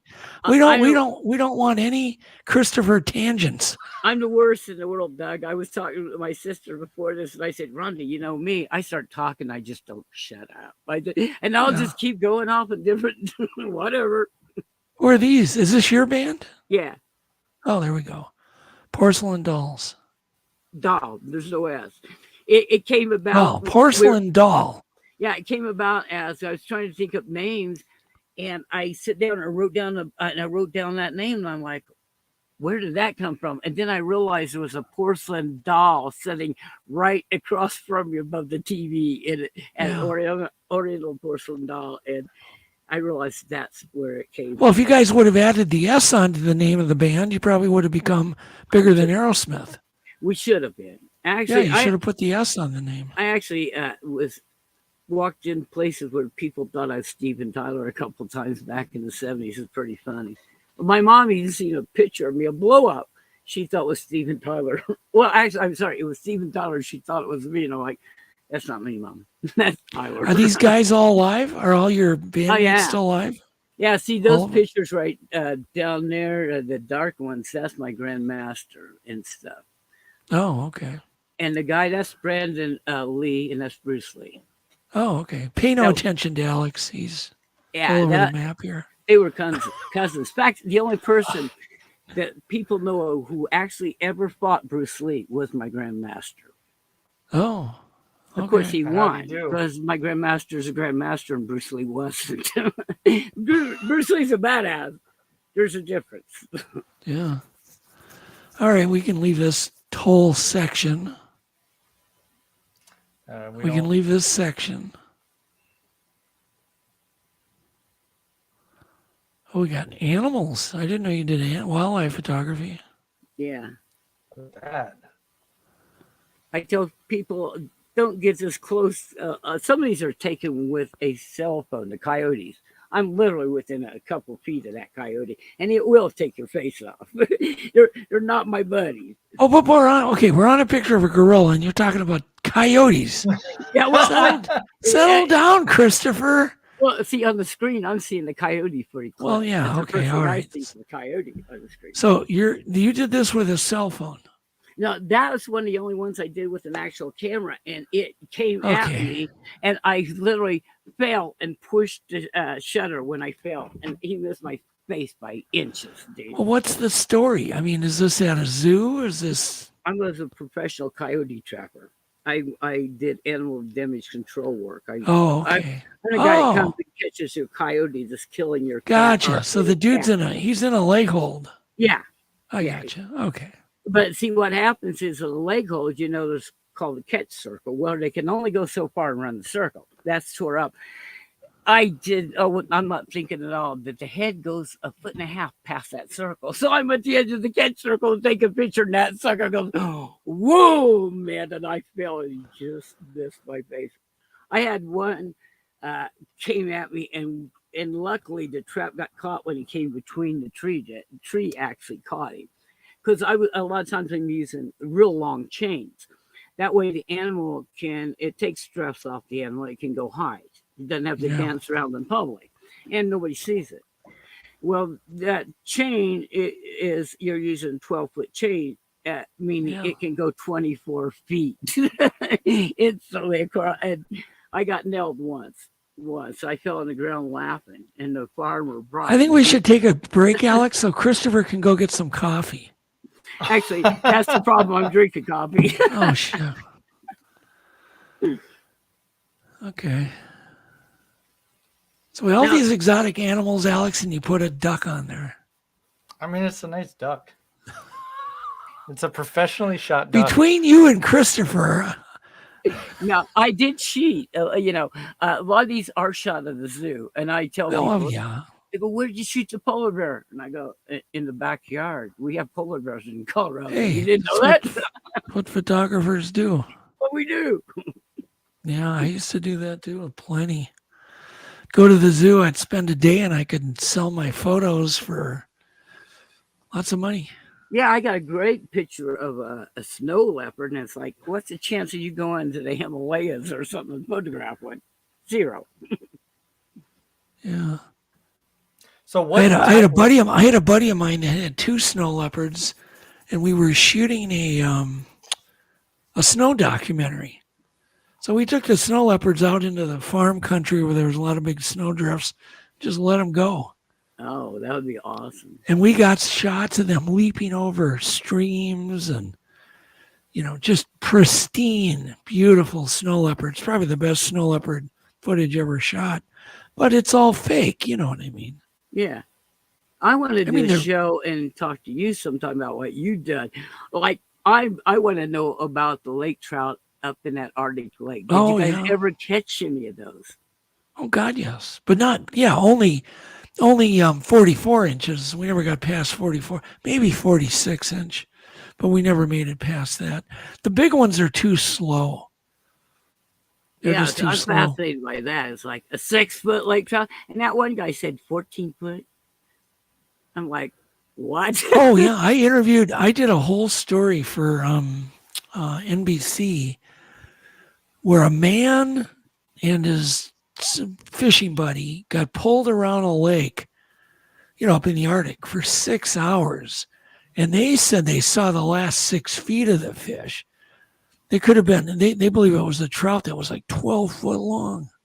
Yeah, it's like, you're kidding. It's insane. I find up that there, way more fascinating to this.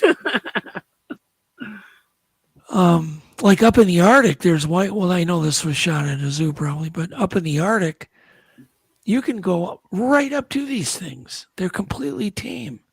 They're wild, but they have no fear of man. They've never been hunted.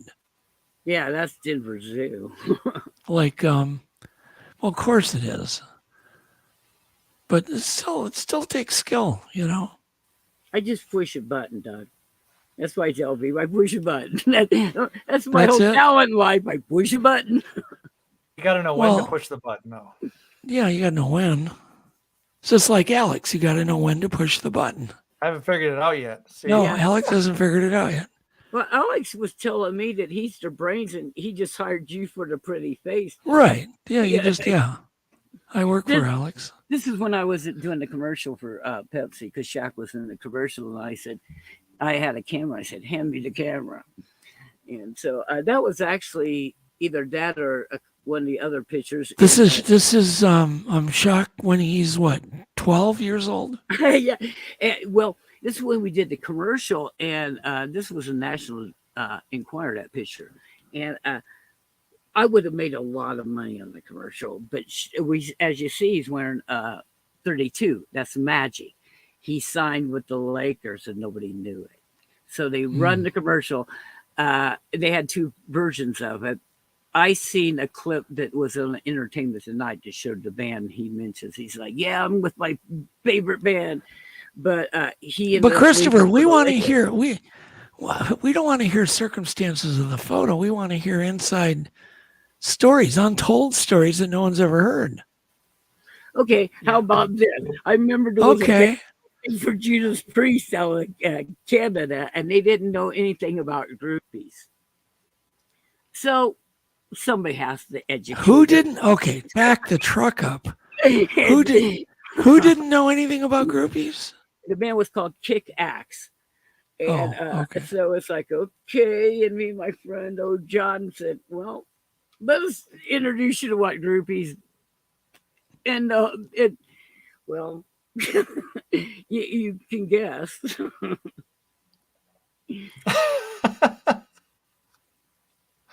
I mean, I So- could go into details, but So like, is there like an unspoken code as a photographer? Like you have to have a certain amount of discretion, like some of the stuff you see. Oh yeah, definitely, yeah. But I instigated stuff. I was You instigated stuff? oh yeah, it's like my thing was you're not going to hook up with the girls because I'm there to work. So I'm going to be shooting shortly. The band, I'm in between sets and stuff. So you're not really going to hook up. So it's just a game. And my game was to see how fast I could get a girl out of her clothes. And my record was probably 60 seconds walking up going, hi.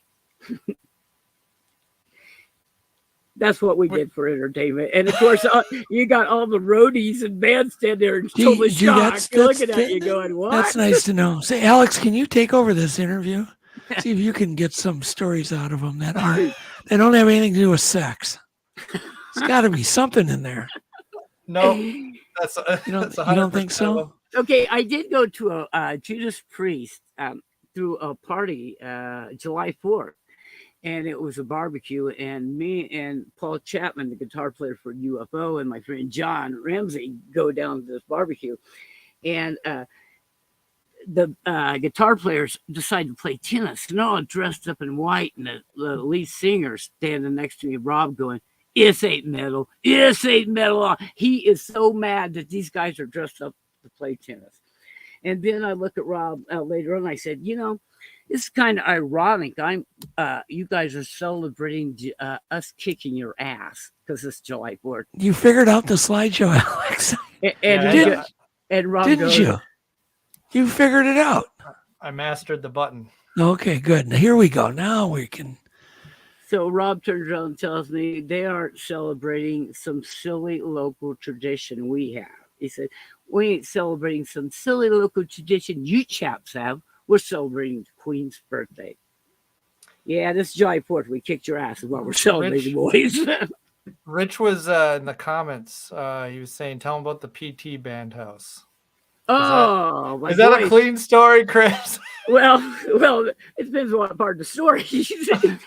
PT is Pat Travers, and their band house was in Orlando. Pat lived in Orlando, and the Travers band are real good friends of mine. So yeah, we let's just say got another story. Okay. So, okay, now stop right there. That's the guitar player for Cheap Trick. Yeah, the guy on the That's Rick. Yeah, that's Joe Walsh, and that's Cliff Williams, the AC/DC. That's their bass player. Yeah, I got to go drinking with Rick in Minneapolis one night, and Rick can pound him down. He could back then, back in the 80s. Oh yeah, we had fun. Yeah, we ended up back in another club after this. They were I think it's some like grand opening or something. I don't remember what it was. So we did this, and then we all went back to another club and partied heavy. But Joe, that's the first time I met Joe that I remember. Joe walks up to me, and here's Joe Walsh. He walks up and he's talking like he knows me. He's like, "What have you been doing? How have you been?" And I'm sitting there thinking, mistaken identity. Yeah, I was like, "Have I ever met you?" I didn't. It's mistaken identity, Christopher. Yeah, either that or I was really lit when I met. Well, Cheap Trick used to tour with Elda Nova, Alex. That's how I met. That's how you met. And, yeah, I shot several times. And your uncle Stuart and me I think we ended up carrying Rick out of the bar. Out of the bar. Carrying him, yes. See, you guys as good as stories as me, buddy. Oh, I've got plenty, but you just hate to repeat any of them. Yeah, like I said, I got some. It's like, well, probably shouldn't tell. Hey, there were people that had to carry me around once in a while too. So yeah, I've been there. We've all been there. You know, you go drinking on an empty stomach or some damn thing, basically lived that life. That was every night. It wasn't just once in a while. Janice Tucker. Janice, I trapped coyotes on her land. That's not Janice. That's Cyndi Lauper. No, it says Janice in the tag co- there. the- Somebody talking. Oh, in the Comments. comments. Oh, Yeah, oh, I'm Janice, sorry. Janice, her and her husband Brian have a dairy farm in Indiana. They trap coyotes. Oh, I gotcha. Okay, Alex, I don't like that kind of slideshow. Do I like your other one? But you I keep got out showing of the it. same. There we go. Just click as quick as you can. See, there you go. Make our audience dizzy. Yeah. I thought that was a kind of cool shot. It is. It's powerful. Yeah, it's the Yeah. lens flare. Yeah, I lens flare. I do great with the lens flare though. I position it really well in most photos. I think by accident. I don't know. I don't really think. How did you learn this stuff? Just by experimenting? It was natural. I just automatically take pictures like that, and I think a lot have to do with being a musician. Because Who's that guy? feel it. That's Ronnie James Dio. He was a singer for Deep Purple, I think it was, or Ozzy, and Richie Blackmore's which one? Richie Blackmore's Rainbow. I get confused on this shit. It's been a long time. So he looks British. Okay. I just thought that was a cool. That's Vivian Yeah. Campbell. I just like that's a that cool picture. shot. Yeah.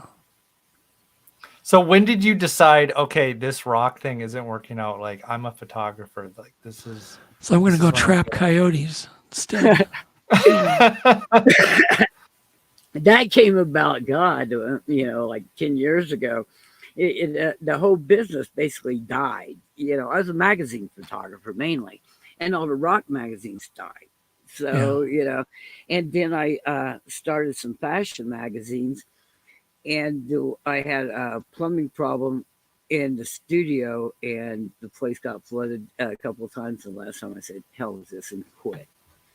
Then I just moved away and happened to end up back because my brother had cancer, was dying. I ended up in Indiana, and I had grown up a country boy. I taught myself to trap. I had my first real gun at 12 years old. I had a double barrel shotgun. I was shooting, semi-automatic 22s back then. I carried in the woods, so I grew up around it.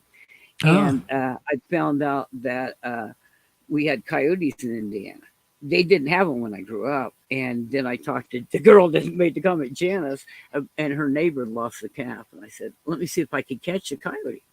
I caught, in a couple months, I caught 26 on 180 acres. And I went, you're a natural at this. And then I ended up talking to the top guy in the state. And he said, you're good. And he hired me as a trapper. So then that's what I did.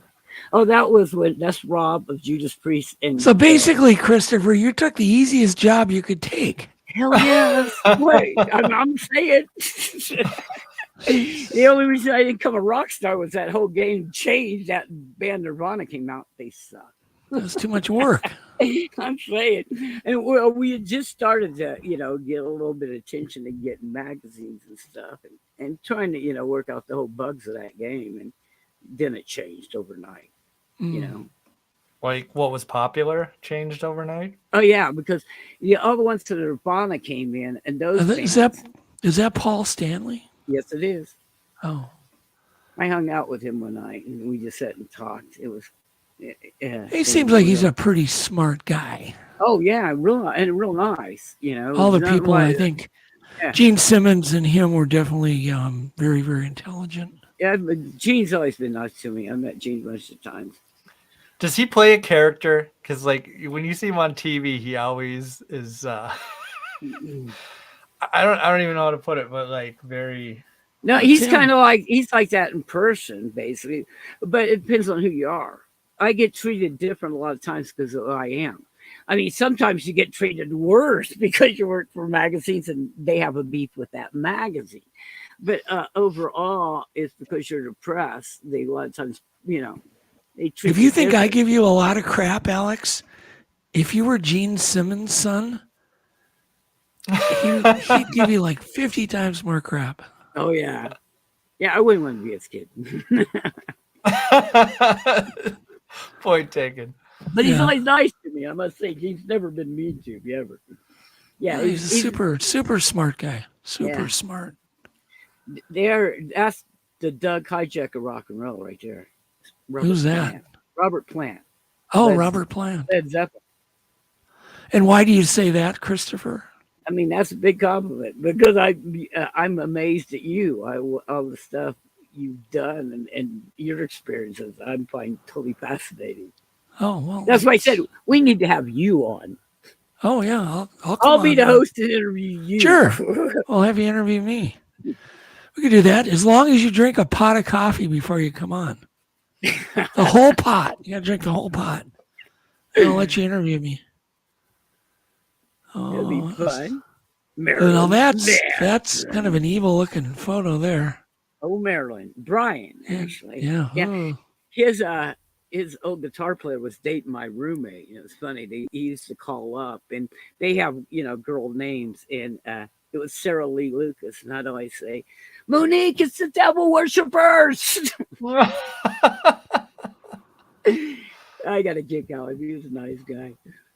But I called him devil worshippers. Not that he did. I never asked him. I just thought it was funny. Yeah. That was in California in 1983, US Festival. And who is that? That's Missing Persons. And that's Molly Hatchet. And the guy, there's Tom Werman. He's the producer for, and credit was discovering Cheap Trick, REO Speedwagon, Ted Nugent, Motley Crue, bunch of major bands. That's that's Molly Hatchet in the studio when they're recording. Boy, I can't think of the name of the album at the moment. So Christopher, do you think you're stuck in the 80s still? The funny thing is, I scan every night. That's all I'm seeing. Now, when I listen to music, I listen to anything from Dishwalla, which was in 2000, or now they were like 1996 probably, to stuff from the 60s. Everything. I just whatever comes up at that moment. And the funny thing, I don't really think much about the stuff. It's like my wife was one of my top models. So there's a lot of pictures I have her, and people think you think of never, not even because I'm looking at the picture. I'm not really thinking much about anything but the actual photograph, how it looks, or what I need to do to the photo. I don't really think much about what anything it entailed. So do you think because of cell phones, we're going to have more photographers, professional type photographers than we used to have, or do you think we're going to have less? Well, because we all have a great camera in our pocket. Yeah, there's some people pros basically using cells now. So yeah, it also kills the business. There's some people that still make money. There's some pros that LA and New York that still are going to get picked up by that act is going to take them on tour, like Mark Weiss or Neil Zolzauer. Those guys are going to be on tours always because they're the top guys.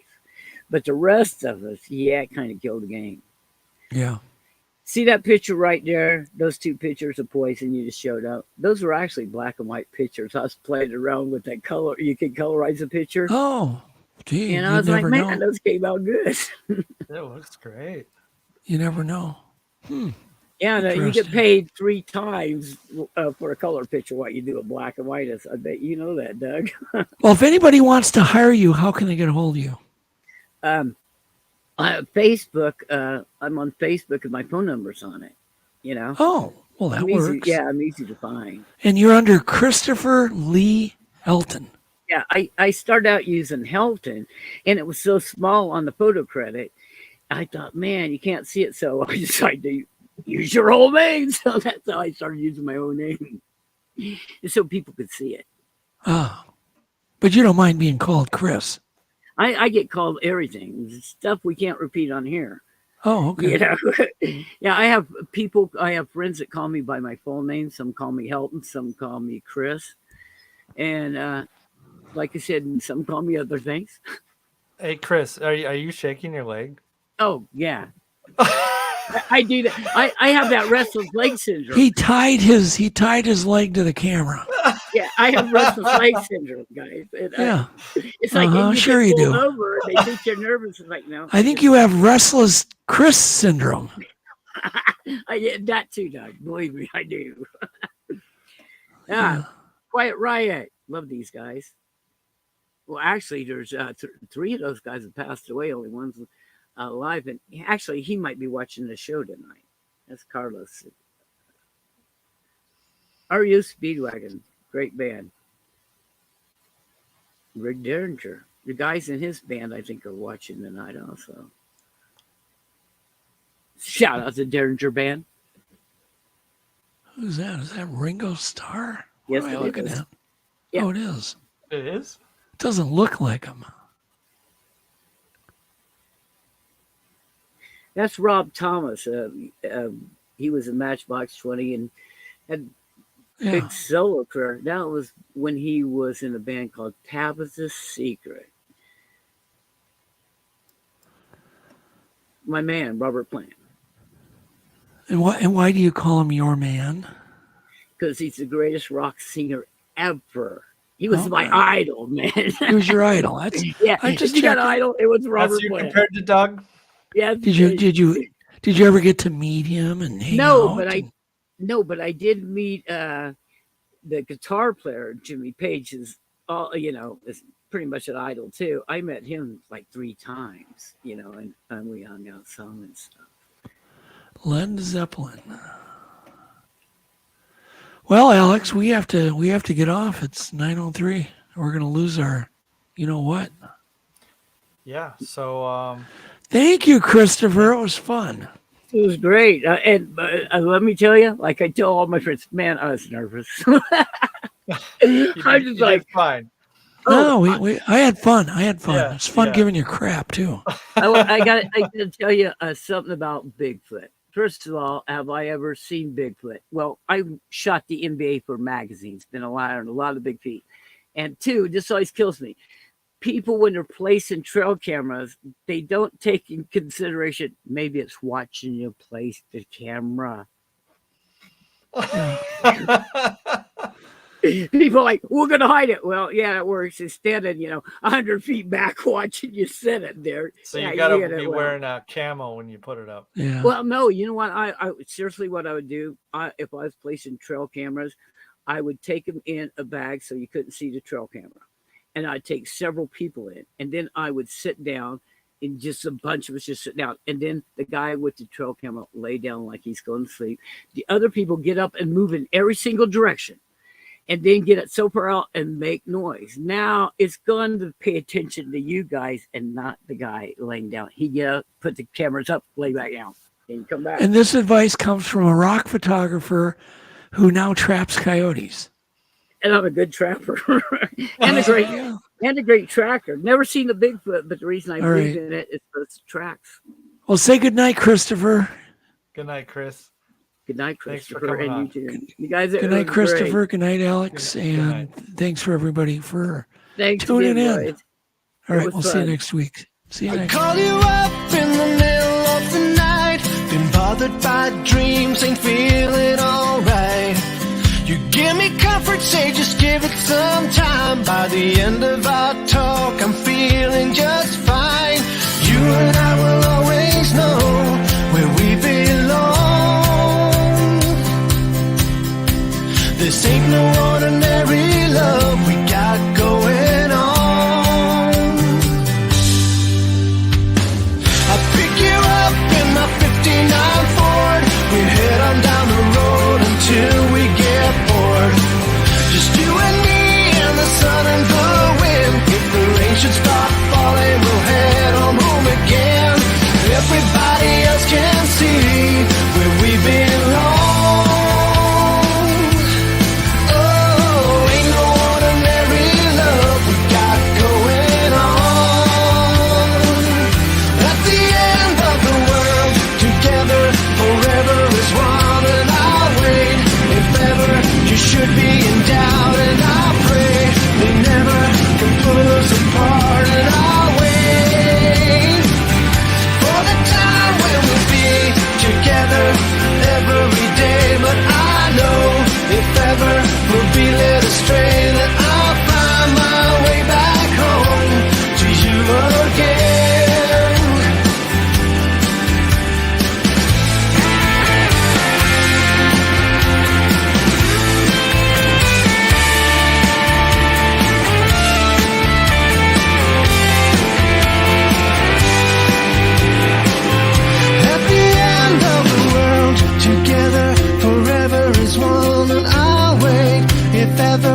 should be in doubt, and I pray they never can pull us apart in a way.